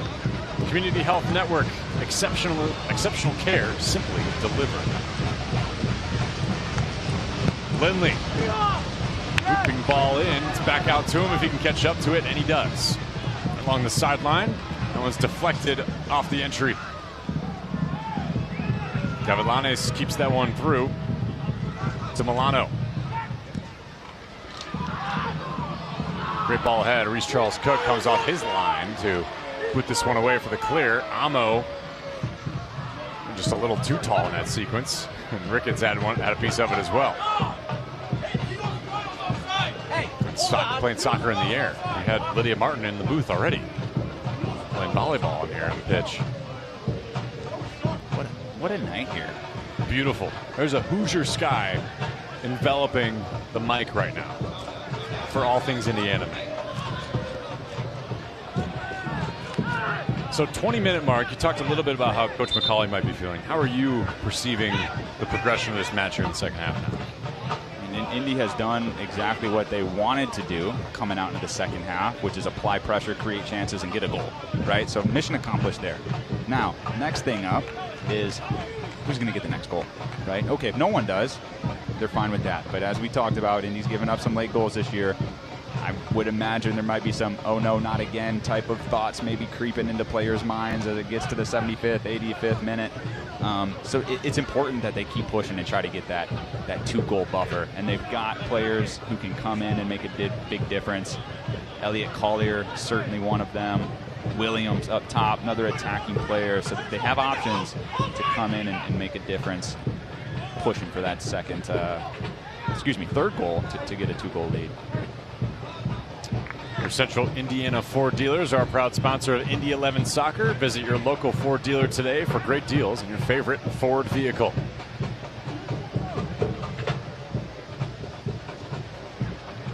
Famu gets Indy out of trouble there, but he garners a trip.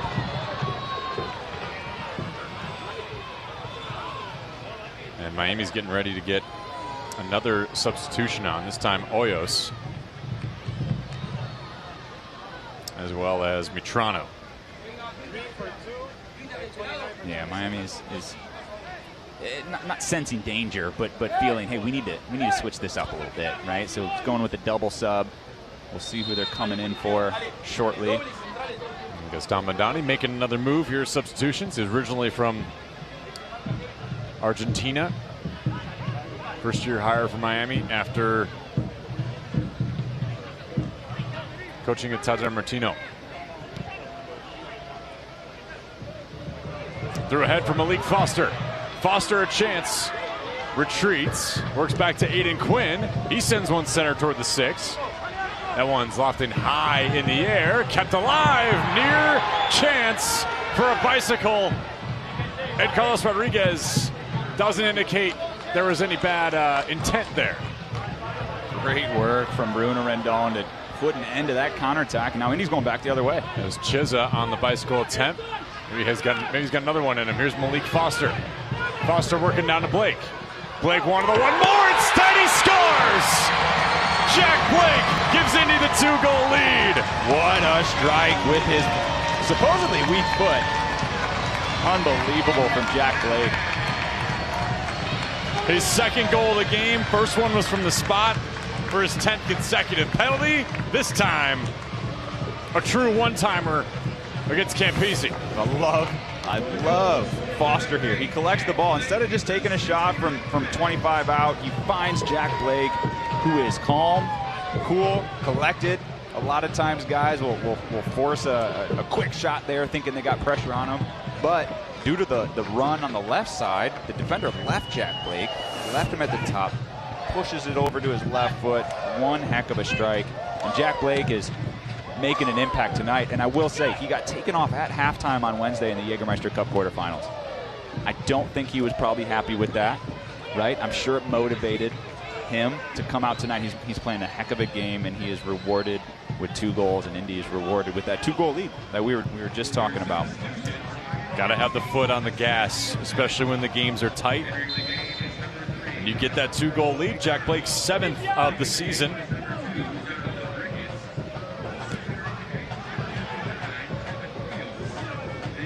What a strike from Jack Blake to put Indy 11 ahead. Metrano has checked in for Ricketts.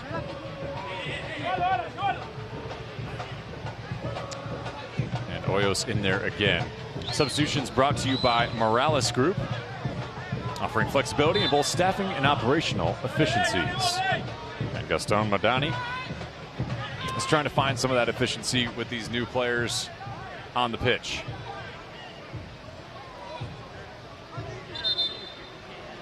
See Foster just stepping in front of the ball, making sure Miami doesn't take it quick, giving some extra seconds for his teammates to get back, get in position, find their marks, as Miami's setting up this free kick from distance.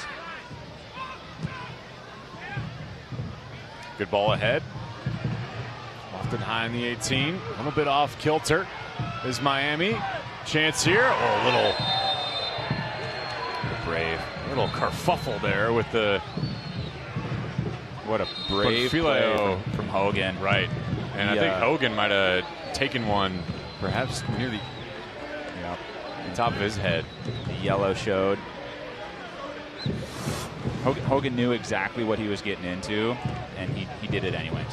Right? Ball's pop. He knows he's about to bike it. He's getting his head in there. And it's the right call. It's unfortunate from Bafilio. He's obviously not meaning to hit Hogan. He's just trying to make a play at the ball and right on top of the 6. But nonetheless, what a brave, great play from Hogan.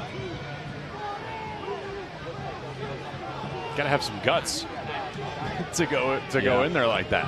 That's an example of your Hogan putting his body or in this case head on the line. Good to see he's okay. At that first angle looked like he really took a swipe to the schnoz there. Monfilio coming over saying, apologizing, checking on Hogan. A yellow card caution has been issued. Denny Companies tearing down the past so you can build the future.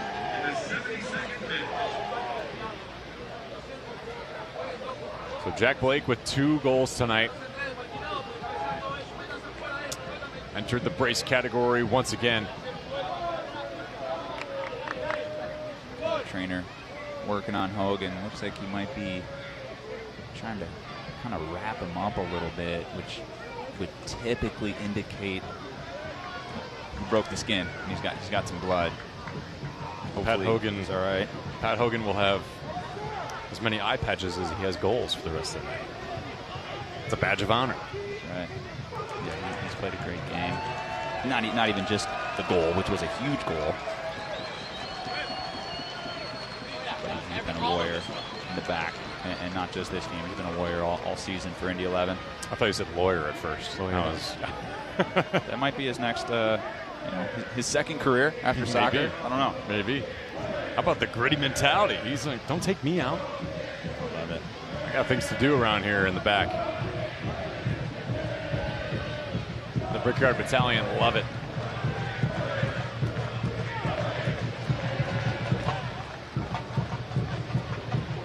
Shout out to all trainers. Yes. Keeping guys healthy on the field, patching them up.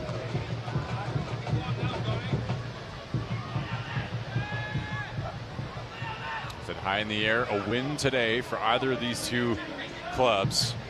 Be 3 points to go to 23. They're currently tied at 20 points, but Miami has one more loss than Indy 11. Yeah, so Indy's got a game at hand, which is big, along with, if this scoreline holds, jump up ahead of Miami by 3 points and still having that game at hand. And with that win, regardless, they'll move ahead into the playoff. That's right. If or at least be tied for 8th. Yeah, they'd be with Hartford, as we discussed, kicking things off. It's a crucial game. They're in a good spot, but they need to close it out, and they can't just sit back and take Miami's pressure. Dangerous ball in the box. Very dangerous. But Filio feeling himself. He's tied for the USL lead. And it looks like, Joey, they haven't gone to the 4th official yet, but it looks like Williams and Collier are swapping their practice tops out for their jersey and getting ready to come into this match. A little double sub, it looks like. And you think it'll be in replacement of the 2 up top already, or Malik Foster as well? Or where do you think? It's a good question. Out of the 3, who do you think? My best guess is Chiza and Amo. Okay. And Malik's created a ton of opportunity for this group tonight. Yeah, he has, although he played heavy minutes Wednesday when Chiza didn't play heavy minutes, so it could be Foster and keep Chiza on because he's a little bit more fresh. We'll see. Vasquez over to Gavilanes.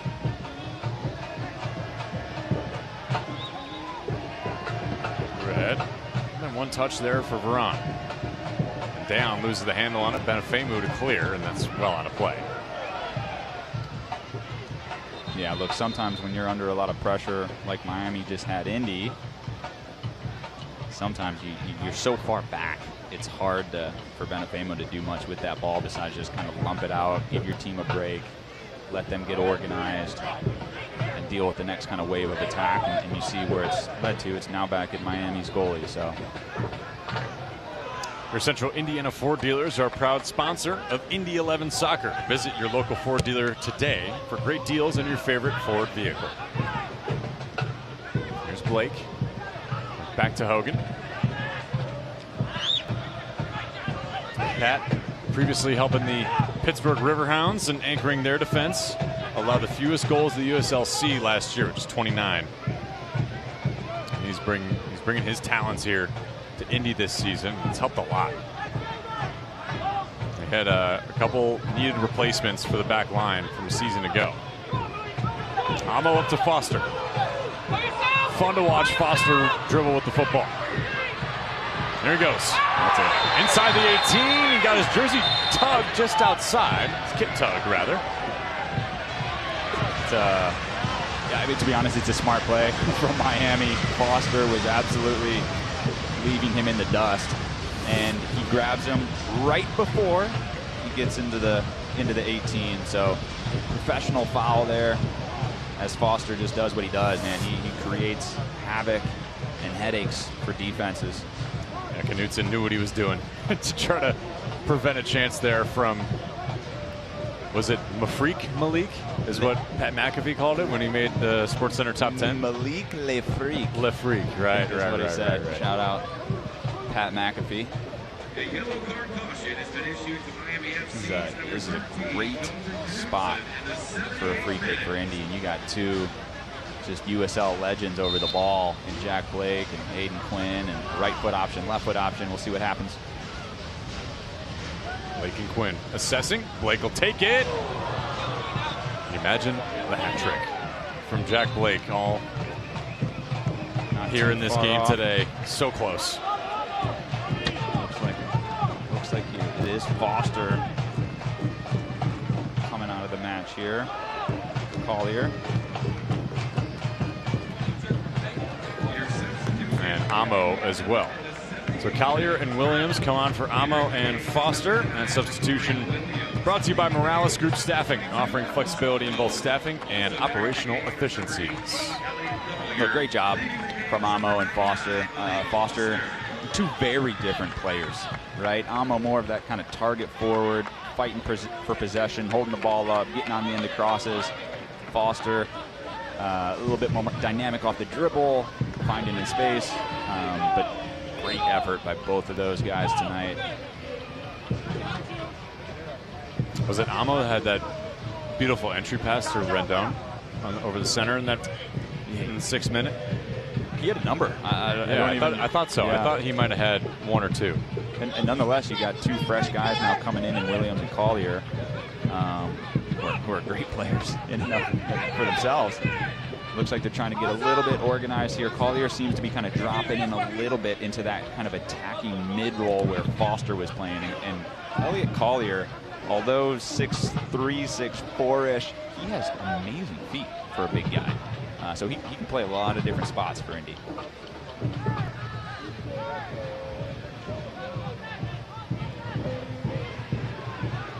Three goals led up by Campisi in his Miami debut. He was signed yesterday from the Tampa Bay Rowdies in a trade for Bill Hamill. And Vasquez has now done it twice where Indy 11's forwards are pressuring him and he just nutmegs him and makes it look so easy. A talented player in Vasquez. Really, really talented.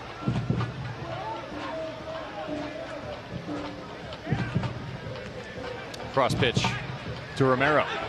And Elliot Collier making an early impact. Like you said, all 6'3" of him. And Collier makes a move, trying to get over to Jack Blake. No call there from Carlos Rodriguez. Aiden Quinn deflected off of Knutson. You see the impact from the sub right away. And Elliot Collier does a great job defensively. Earns what would have been a foul. Ref called play on. An advantage, which was the right call in that situation. Collier making a big impact here early.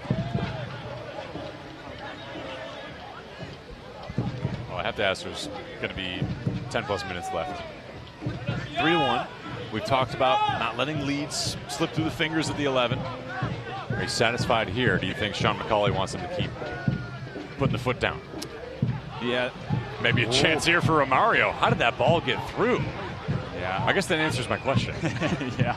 But they're not going to stop trying. Now what, they can make little adjustments in mainly the outsides, right? Rendon on the right, Quinn on the left.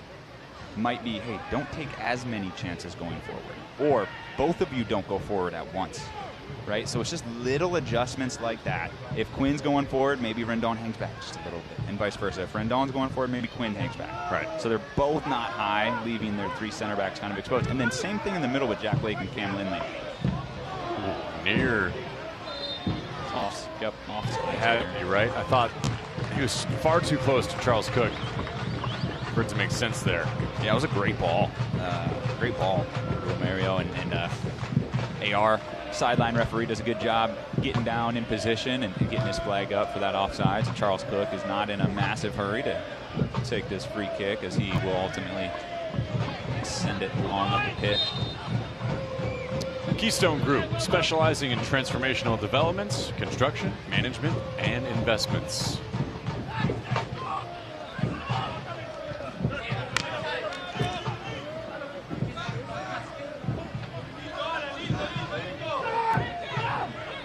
To Chizza. Great job by Chizza. Switching the point of attack to Rendon in space. Side to Rendon, and thankfully there for Miami, they got a welcome header there from Garcia. Yeah, and sometimes Joey, it's better to continue to attack. You see what happens right there, right? Instead of Rendon maybe stopping and not attacking, he attacks, he puts a dangerous ball in, it goes out, now it's a corner kick, another 30-40 seconds off the clock. So better things happen if you just stay on the front foot, keep the pressure on the opponent, as opposed to, hey, we got a 2-goal lead, we're going to sit back and just absorb for the next 10 to 15 minutes. Cam Lindley, already 1 assist tonight. Keeps that ball back, looking for Bruno Rendon, and it'll be a corner kick on the opposite side. You can see Aiden Quinn have a crack at it.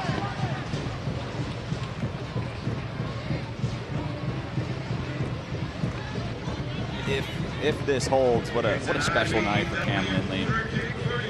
Celebrated for the Century Club, joining 4 others here in Indy 11's history, and subbed on in the at halftime and making a big impact with an assist and so forth. It's always good to have those memories with a win. Sent in. Rendon almost had another chance at it. There's no doubt, especially with the boys from Bardstown, the purple Lou City coming to town next week. You got to have momentum like this and keep building those chances, even without the fresh legs that you would love to have, just because you just played on Wednesday and most of the starters were still playing. Yeah. Now you're going to welcome a Lou City team on a full week's rest. If you win that game, I think the sky's the limit really for Indy and what they can do with this playoff push. Yeah, I mean, look, this game, once again, if it holds, is going to be a big momentum booster for them. Now, a result against Lou City would do wonders as well. So we've got a player down here. That's Vaz. Didn't see how Vasquez got. Vasquez. Didn't quite see how he got any contact there, but yeah, I don't know. Still going to be a yellow for Aiden Quinn. Aiden Quinn's not happy with Vasquez rolling around on the ground and then getting up and seems to be fine. But nonetheless, Aiden Quinn, a yellow card.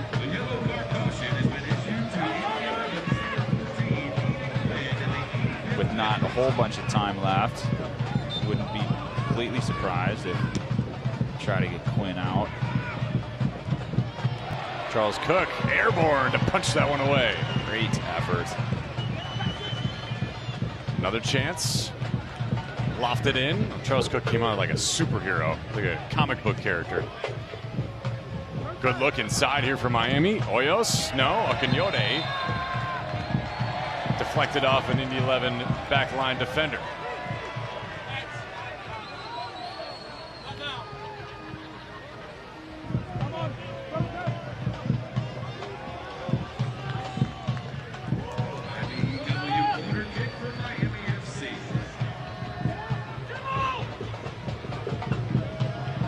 One-timer here for Miami with Romero.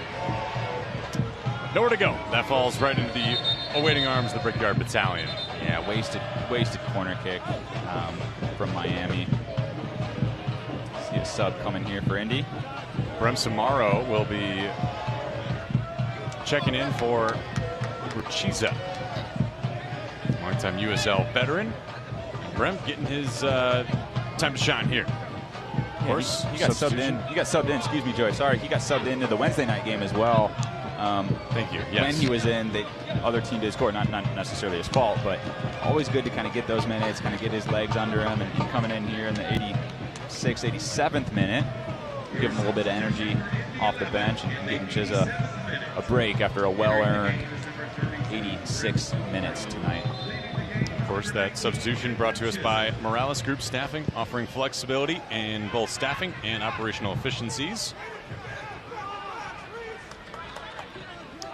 Aiden Quinn, there's just something about him and the way he's played tonight. He's got the tattoo sleeve, the hair's down. He's got a very punk rock look in the black tonight. I like it. Collier along the end line, and Campisi moves on his line to recover that one. It's called soccer swag, Joey. It's called soccer swag. His playlist is My Chemical Romance and Story So Far and Blink-182. All the good stuff. Yeah, that's but right. In all honesty, Aiden Quinn is over 250 appearances in the USL, right? So it is kind of punk rock. He's been here, he's done that, but he's been asked to play a little bit of a different position. He's typically more of a central player, but playing more out left here for Indy, as Coach McCauley's trying to get Murphy and Lindley and Blake and all of these playmakers on the pitch at one time, and just showing his versatility this year. It's all things Indiana night. That's why Indy's wearing the All Blacks. There are $3 PBRs all around the stadium. And if you're looking for the best deal in town, check out the all-new Pabst Blue Ribbon deck next time you're at the mic. And enjoy those $3 PBRs all game long. Tickets are available at Ticketmaster.com or the Indy 11 box office the day of the game. Pabst Blue Ribbon, because you deserve a blue ribbon.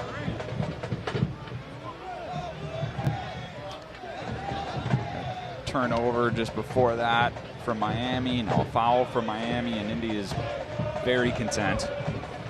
with the clock just continuing to tick with the ball not even in play. Quinn lofts this one down to Mario Williams. Knutson gets a hold of it.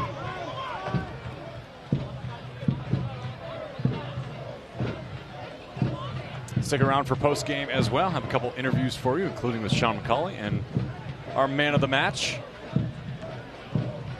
A recap and a preview of next week as well for Lou City and Indy 11.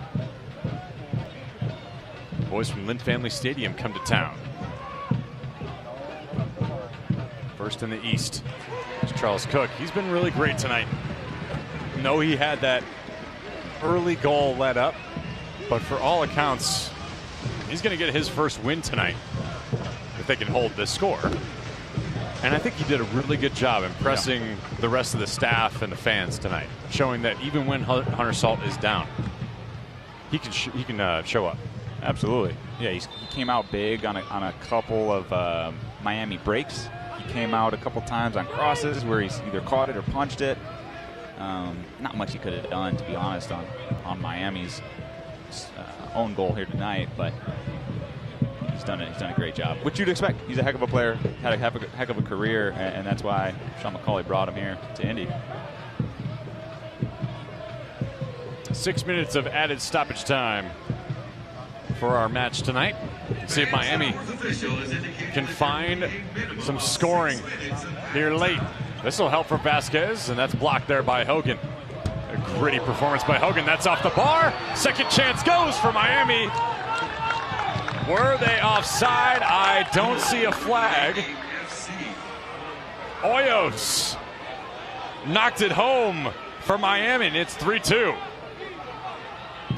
And this is exactly why it's important for Indy to get that third goal, which they did. Nonetheless, you hate to see it. Deflection here off the post. I can see why Indy's yelling. Hard to see from that angle where he was at when the initial kind of shot was taken, but we're gonna have a heck of a last 5 minutes here. Kevin Hoyos joining Miami FC, formerly with CD America de Quito in Ecuador. 31 years old, a strong shot. Most of the strength coming from the biceps on that guy. And you saw Jack Blake after that goal from Miami kind of tell his guys, hey, calm down. We got this. Let's not get in our own heads. Some good leadership shown by him. Collier making a great run into the corner, earning a deep throw in for Indy. You're right. He's the all bicep team for sure. USL Championship. He does not miss arm day. I was wondering why we didn't see him in warm-ups. He's probably just hitting the bench. Just kidding. Of course he was here. Mario Williams trying to make it an insurmountable lead here for Miami. And they're good to go here. Yeah, great job by Williams. Turning, almost makes something happen there. Coach McCauley yelling in from the sidelines, trying to get the guys organized behind the ball. 4 minutes and change here to go. The USL Championship and League One are on CBS Sports and ESPN platforms all season long. Catch live matches and expert analysis every day on the CBS Sports Golazo Network and ESPN Plus. Go to USLChampionship.com or USLLeague1.com for the complete USL TV listings. Clock's continuing to tick, but I don't think fast enough if you're an Indy 11 fan or coach or even player, as they've been in this position a number of times and have conceded some late ones. See if they deal with this. Got a hold here if you're the 11. Knutson, he's got a couple goals to his name this season.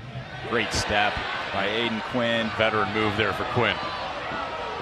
Mario Williams taking a light jog down the sideline on the outside channel. And you see Miami FC's legs getting a little bit tired here, having to catch up on defense.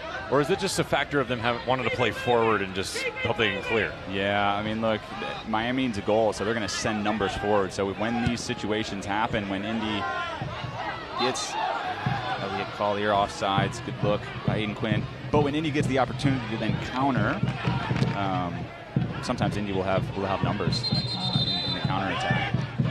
Indy did a good job there, kind of passing around a couple times, shaved off a minute or so as we're coming up to the 90 fourth.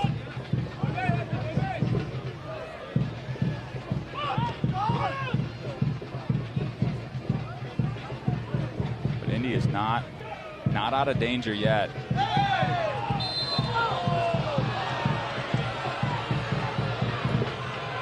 A foul there and a free kick coming here for Miami. They're sending Campisi forward. Varane looks like he got the short end of that one on the shins. Let's see what happens here. The past time or two, they've had two guys over the ball and just one Indy defender they played short.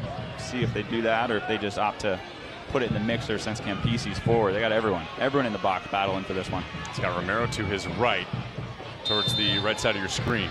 He'll send this one in. Blake toes that one away. Indy's got to clear lines. They got to come up and not just sit back. Gavilanes, Blake knocks that one out of play along the end line. So this will be a corner here for Miami. We are nearing 5 minutes of stoppage time. There's still time here for the gentleman from Dade County.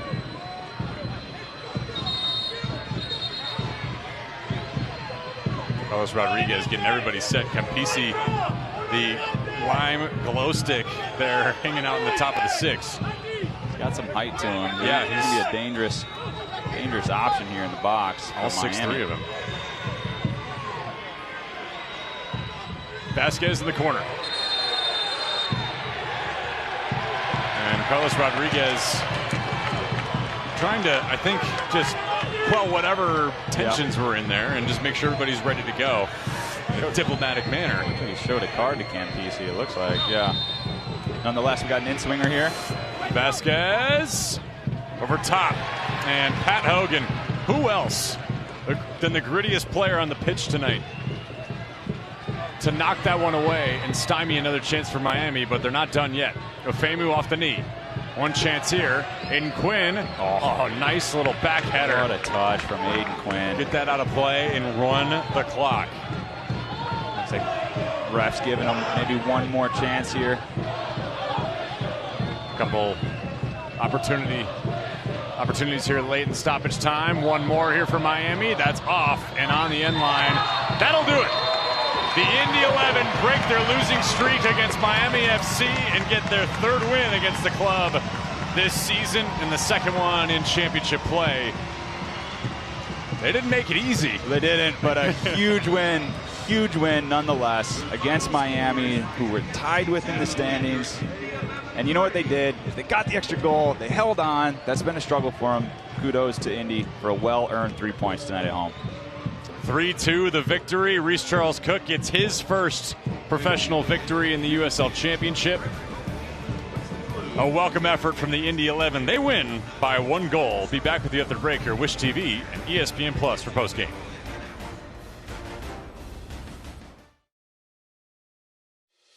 Every place has a purpose, and the people who inhabit those places have their own reasons for being there. The last thing on their minds should be concerns about the safety of the places they're in. When it comes to security and safety for all the places that matter, Dormakaba offers a seamless flow of integrated solutions that allow people to move securely about their daily lives. Because the places that matter to you matter to us. It's very true that it takes a village to raise a child. And when it comes to my healthcare village at Community Health Network, it's all nestled right in my phone. Accessing healthcare is the ability to be connected with your provider and ask a question when you need it. I feel like when I'm meeting with a community nurse practitioner or doctor, they're tuned in to what is going on with me and the way that they can serve me best. Stand by me. Find it. Try it. Paint it. Love it. Find it. Try it. Paint it. Love it. Find it. Try it. Paint it. Love it. Find it. Try it. Paint it. Love it. Find it. Try it. Paint it. Love it. Love it. Love it. Love it.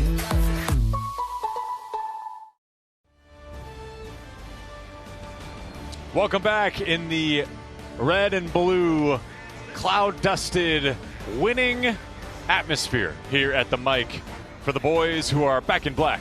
Now winning and getting back on track here with 3 more points. 3-2, the victory over Miami FC, and their third over the club this season. Joey Lindstrom, Brad Ring with you. Let's talk about the Schleg lockdown play of the game. It was a beautiful strike here from Jack Blake, Brad. Yeah, just a veteran, composed play by Jack Blake. Foster does a great job finding him. He takes a touch. He takes a prep touch over to his left foot and just smashes it near post on Campisi. Not much he can do there. And that was Jack Blake's brace here today, his 4th for the Indy 11. We'll take another quick break. Interviews coming up, and postgame rolls on here from the mic here in Indianapolis. It was a 3-2 victory for the Indy 11. Local coverage continues here for the postgame. Pat Hogan and Jack Blake, the stars of the show. Fun one here at the mic tonight.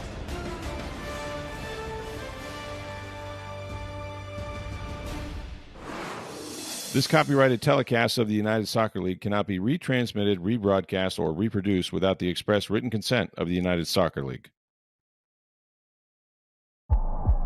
This isn't just 90 minutes. It's a feeling you carry for days. It's the roar of the crowd, the rush of a last-minute goal, the pride of your city standing shoulder to shoulder. This is more than a match. It's an experience. It's family. It's fire. It's Indy 11. Be part of it. Get your tickets now at Indy11.com. Imagine a health insurance company that could look beyond doctors' offices and hospitals and help its members find what they need to actually live healthier lives, like a stable job, dependable transportation, or a safe place to live. Well, that health insurance company is not only real, but making a real difference right now. At CareSource, we're removing barriers. We're improving lives. We're reimagining health insurance. Our team at Security Federal Savings Bank welcomes you to our newest location, our West Carmel branch on Michigan Road, here to serve you. All the services you expect from a premier bank, personal and business banking, wealth management, trust services, and much more. The Security Federal Savings Bank branch team offers the expertise and knowledge you want and expect. Security Federal Savings Bank, proud of our team and our newest West Carmel location.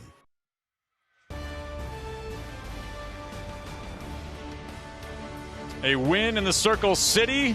Welcome to the Desnuda Tequila postgame show. Desnuda, 100% organic tequila, how real tequila tastes.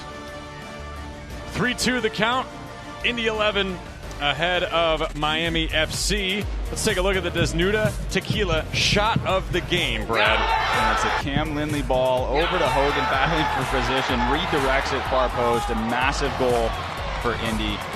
Kudos to Pat Hogan, who picks up a cut later, gets bandaged up, and is a warrior out there tonight for Indy 11. He is gritty, and I think he embodies the gaffer of this team, Sean McCauley, who joins us now. Coach, excellent win. Congratulations. 3 more points, and probably just what the doctor ordered to get you guys off the schneid a little bit, wouldn't you say?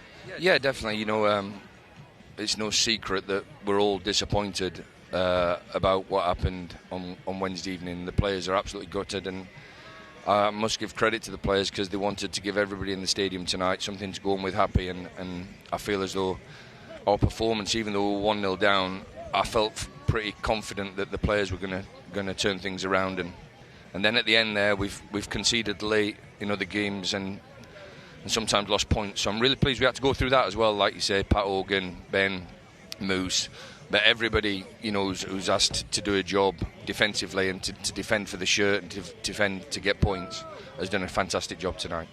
Yeah, congrats on the win, Coach McCauley. One thing I want to point out, I know at times this year, giving up some late goals and dropped some points. Now this time, you get the 2-goal buffer that you've wanted in the past, and we've talked about that on air and off air, and Talk to me a little bit about that professionalism and kind of taking that next step to make sure to give yourself that extra buffer. I mean, you need it in games, and that's just our team. I just feel that, though, that's the thing that you want to do. You want to give yourself a buffer. I must admit, Brad, that when it was 3-1, I was thinking if we can get another couple, then that should leave us quite comfortable towards the last 5 minutes. Hey, 3's better than 2, right? You don't say. Of course it is. So, no, but I said to the players there on the field that I'm pleased that we've gone through what we had to go through there in the end. I'm not pleased at them scoring a goal and putting us under pressure, but we need to show teams that we can stand up and count. We need to show our supporters that we're here for them, and to win a game of football, we've got to stand up and be counted. And they put the bodies on the line, and I'm really pleased. It's a good win for us. Yeah, huge win. And talking about bodies on the line, Pat Hogan putting his head on the line there late in the game. He played great. Others played great. Someone else I want to call out is obviously the brace from Jack Blake. Talk to me a little bit about his play tonight. Well, I thought he was excellent all evening. And Jack's a really talented and a really interesting player, because he can play in a number of positions and play them all well. Mm-hmm. And we've not tried him at central midfield, and I know that he's got that in him. And no mistake, we didn't have the best of evenings on Wednesday, and I just knew that I'd get a real positive reaction from him, because he's desperate to do well for the club. And I thought he was excellent in central midfield. His delivery in the first half, he's switching the play, and he's comfortable in possession, in sort of trying to connect the lines from the back to the front. I thought he was excellent. And then, obviously, penalty, more often than not, he puts them in the net. But the goal at the end, I think, is really special for him. That's 10 in a row now for Jack Blake from the spot as well. Coach, curious around your thoughts around Reece Charles Cook and his play, getting his start tonight, coming in for Hunter.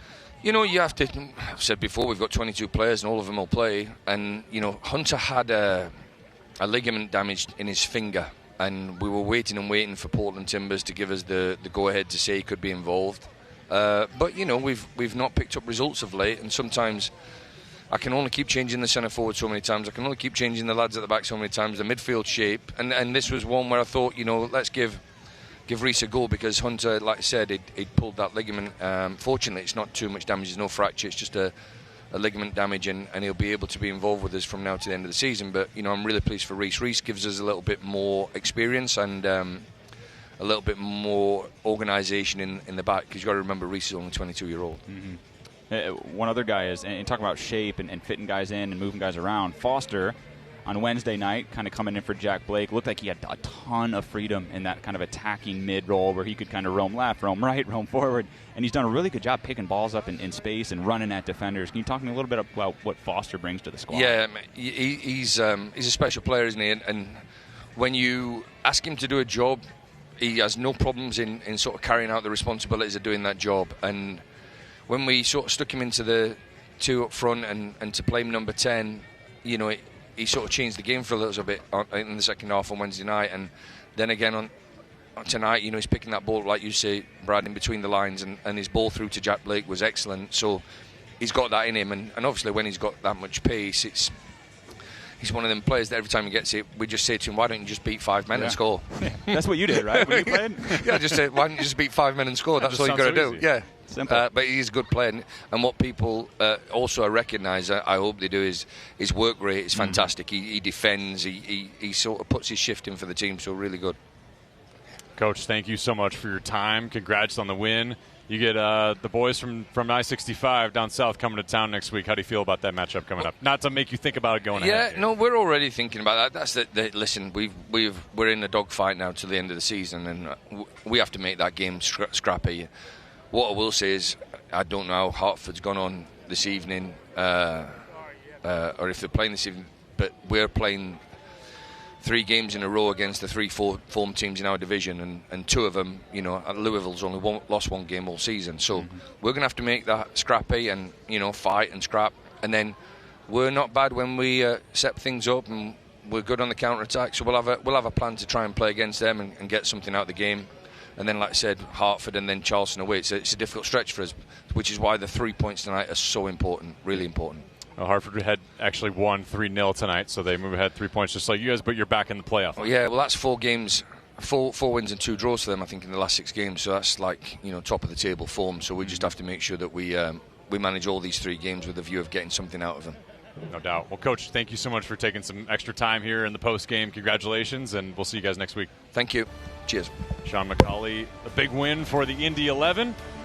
3-2 over Miami FC, and they get back on track here tonight in all things Indiana Knights. Post-game rolls on here from the mic on Wish TV.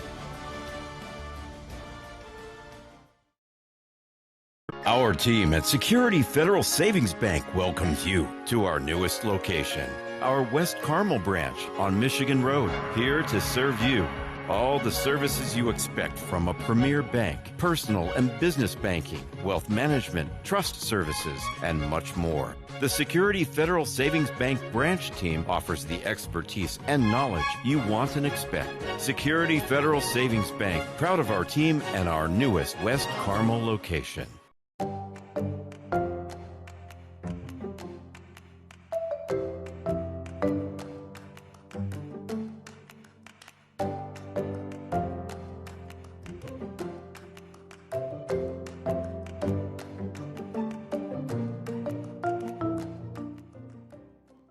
Imagine a health insurance company that could look beyond doctors' offices and hospitals and help its members find what they need to actually live healthier lives, like a stable job, dependable transportation, or a safe place to live.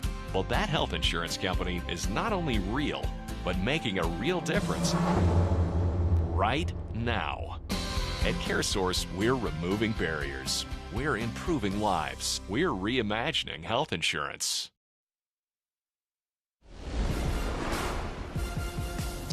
Celebrating an Indy 11 win, 3-2. And we'll get a look here at the highlights. It was an early Miami goal to take the lead. And then Brad, from there, it was all Indy 11 late. Largely because of the guy we're going to talk to soon, Jack Blake. One from the spot, that's 10 in a row for him. And he just continued his dominance with a strike after. Yeah, he absolutely does. Earning the first PK, then converting on it. You're seeing Cam Lindley's fantastic ball to Pat Hogan, who redirects it to the back stick, which was a huge goal to make it 2-1 Indy. But something that Coach McCauley's harped on a couple times this year is, hey, not being satisfied with one goalie, getting this second one. And that's exactly what Jack Blake did here with his left foot near post rocket to make it 3-1 at the time. Miami had put in the late goal, and stoppage time made everybody just slightly more nervous, perhaps, late there in the game. But Indy comes out with the win, largely thanks to their longtime great here, Jack Blake, who joins us now. Jack, thank you for taking some time. Congrats on the win. Another 3 points for you guys, and you're back in the playoff line as of now. Thanks, Brad. Thanks. Yeah, it's been a tough few weeks. You know, we've been really wanting a night like this. I think the club deserves it. The fans deserve it, and I think as the players and the coaching staff, you know, I think we work really hard every day, and it's nice to get rewarded for the hard work. Yeah, I want to talk about both your goals. And the first one there initially, you made a great run up the left side, and Foster find you. Talk to me about what you saw and how that play kind of developed. Yeah, you know, it's our creative players like Malik. He's so good on the half turn and when he gets dribbling with the ball, and he's also really good at getting his head up. So I knew that when he started dribbling forward that he might see me. Luckily he did. And yeah, I just think the momentum had been building up to that point. We'd started the game really well. They got a goal probably on the against the run of play, but I thought we dug in mentally. You know, that was a really difficult goal to concede when we were on the front foot. But the boys reacted really well, and yeah, that was a step in the right direction. Yeah, fantastic reaction, conceding and then essentially scoring 3 straight. And that last one was a huge one from you. Once again, Malik finding you and you taking a touch or two to prep and getting the goal. Talk to us about that one as well. Yeah, like I said, he's really good on the half turn. He's got high football IQ, so when he got the ball in the pocket, he likes to pass and run forward. So I knew as soon as he passed it to me that he would make that run in behind, and that freed up a lot of space for me to turn and shoot. And yeah, it's always good when it hits the back of the net. Yeah, I mean, one of yours that didn't go in that would have been incredible was the first half, kind of far post. It was kind of a flying scissor kick that the goalie made a great save. I'm sure your son would have loved cheering you on for that one. Yeah, he probably would have told me what to do better to score. He told me he would have scored it himself, probably. Jack, we learned that your son actually scored a hat trick in his game today. Were you there to watch and witness the greatness there? Has he told you already, has he? A little birdie told us. And he probably told somebody. He was probably bragging about it. Yeah. I went down to Grand Park and watched it. Yeah, it's always fun watching him. The academy's so good, and he really enjoys it there. And, he wouldn't shut up about it. So I had to. Hopefully, he'll be more quiet on the way home. Well, I guess he can brag that he outscored Dad today, I suppose, right? But it's your 6th career brace and your 4th with Indy 11, so congrats on that. Thanks, appreciate it. Yeah, I mean, look, fantastic win. You got big opponent coming in town next, right? Lou City. You got a difficult stretch to finish out the year. Talk to us a little bit about how a game like tonight can kind of propel you in the right direction. Yeah, like I said, it has been a difficult few weeks with the results. We've been disappointed at not being able to perform. We all work really hard, and sometimes we just don't get the look of the bounce, and it's been a frustrating few weeks. So a performance like tonight was much needed. We really felt the energy from the fans. We were really happy with the turnout tonight and the support we got. I think that played a huge part into it as well. So I'm sure there'll be even more fans next week, and we're really looking forward to it. Yeah, I agree with you, Jack. The turnout was fantastic. It was a beautiful night. Talk to us a little bit about maybe even what this means for the Brickyard Battalion and other fans who are always standing by you through the ups and downs. Yeah,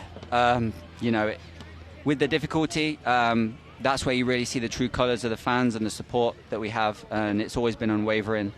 And we've been here all season. The fans have been here for us through the really cold winter that we had, through the hot summers, and now the weather's getting to where it should be. So we can't thank them enough. We like to reward them with nights like this, and we hope to do the same next week. Well, Jack, congratulations. Another home game, back-to-back here for the mic. You get the brace and the win tonight. Congratulations. Thank you. Congrats, Jack. All right, Jack Blake joining us. A brace, his 4th in his Indy 11 career. He is part of tonight's Securing the Win moment, brought to you by Allegiant. We've seen the strike a few times on the left foot in the top left corner. That is difficult. He is the reason why Indy 11 has the lift, or at least he's 2/3 of the reason why Indy 11 has the lift. We're now joined by the second goal scorer of the night, Pat Hogan, who has gotten rid of his bandages over his head. Pat, are you all right, man? You took a quick shot to the face there, but you look good. That was a gritty win for you guys tonight. Yeah, it needed to be done. We had a talk before the game and training. We needed dogs out there.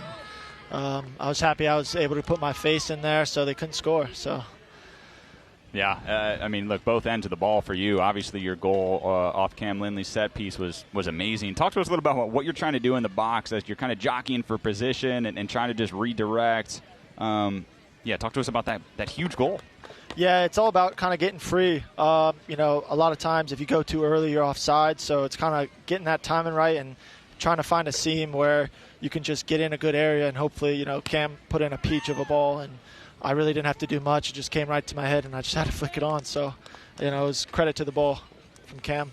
Yeah. Another thing, too, is obviously when you pick up the knock with maybe 10 minutes to go or so, it looked like you certainly knew what you're sticking your head into, but nonetheless had to make the play. Was there ever a thought of, don't stick my head in there? No, never. I'm a center back for a reason. I don't have a pretty face, so, it's just, putting it where I can block a shot and prevent a goal. So, that's my job, and, forwards are there to score. I'm there to, protect the goal, so whatever I got to do. Pat, Reese Charles Cook getting the nod tonight for the start. How do you assist him and help in a performance like that he had tonight as a backline defender? Yeah, he's got so much experience, more experience than probably any of us combined playing over in England. So, we were fully confident with him back there. Obviously we miss Hunter, and he's a great player. But, Reese comes in and gets the job done. He's loud. He keeps us going. He keeps us on our toes. So, I had no doubt that he would come in and perform well. Well, Pat, it was an excellent performance. I have to let you go here, but congratulations on the 3 points for you guys. You're in the playoff line. Congrats, and good luck next week against Lou City. I appreciate it, guys. Thank you. All right, Pat Hogan, a gritty performance for a gritty team for the Indy 11. Post-game rolls on next here on Local. A 1-goal win for Indy ahead of Miami.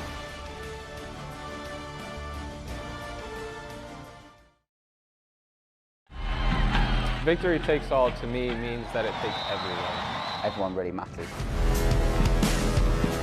Victory takes all means it takes everyone who reps the Indy 11 badge. When the 90 minutes is done, when we win, everybody wins. To represent the club and the city with passion.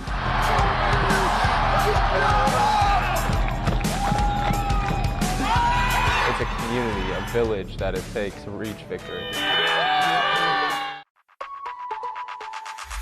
Find it, try it, paint it,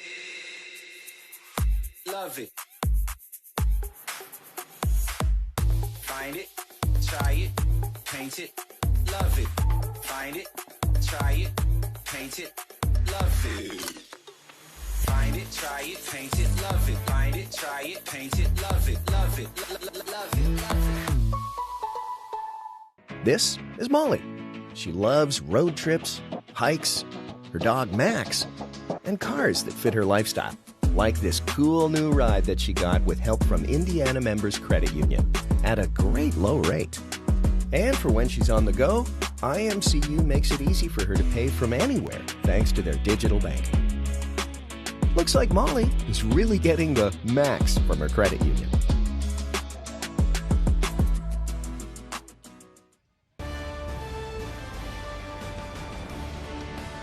Welcome back to the Desnuda postgame show. A victory lap here for the Indy 11, a 3-2 win over Miami FC. They are back at the mic next week, taking on Lou City, the leaders in the Eastern Conference, in a matchup that is maybe not so timely when you're going to go against the best foe in the Eastern Conference, and not to mention your arch rival in the USL Championship. Yeah, they have one loss, which is wild to say, but they have been on an absolute tear this year, and essentially from Indy's standpoint, they want them to keep winning, just not when they're playing Indy, right? Otherwise, they want Lou City to just keep on winning, run away with first place, give some losses to the guys that Indy's kind of battling with in and around the playoff line, but they are one heck of a team, and Indy's going to need to get ready to strap them up and get ready next Saturday. Yeah, Danny Cruz has those boys ready for anything. 4 goals in 3 straight matches. Last USL team to finish with 1 loss was Rochester back in 2015. They're on a historic run, and Indy 11 has to play them twice to finish the season. Speaking of the upcoming schedule for Indy, it has been a gauntlet so far over the last month, and they're about to go through another one, as Sean McCauley alluded to. Right. I mean, you just look at these opponents here. You got Hartford, Rhode Island, Tulsa, Charleston, Lou City that we already talked about. These are all good teams. All of them are good teams. So the back third of the schedule for Indy 11 is no easy slate, but big 3 points at home here tonight against Miami. That can do a lot to propel them, give them confidence, give them momentum, which is exactly what they needed out of tonight's game. And the key matchup there for Hartford and Miami, bookending the point totals in the standings here for Indy 11. Well, Brad Ring, a pleasure to work with you, brother. And an Indy 11 win to cap it all off. Let's give a shout to our entire wonderful Tupelo Honey crew. It's been a wonderful production here tonight at the mic. Thanks so much for joining us here on Wish TV and ESPN Plus. For Brad Ring, Joey Lindstrom signing off. Indy 11 win, 3-2.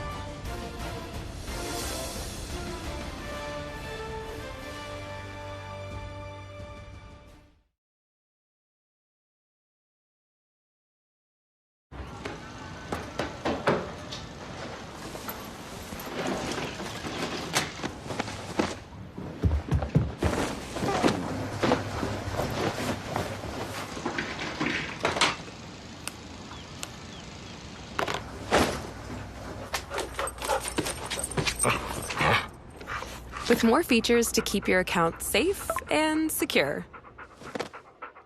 Northwest Bank is here for what's next. Good dog.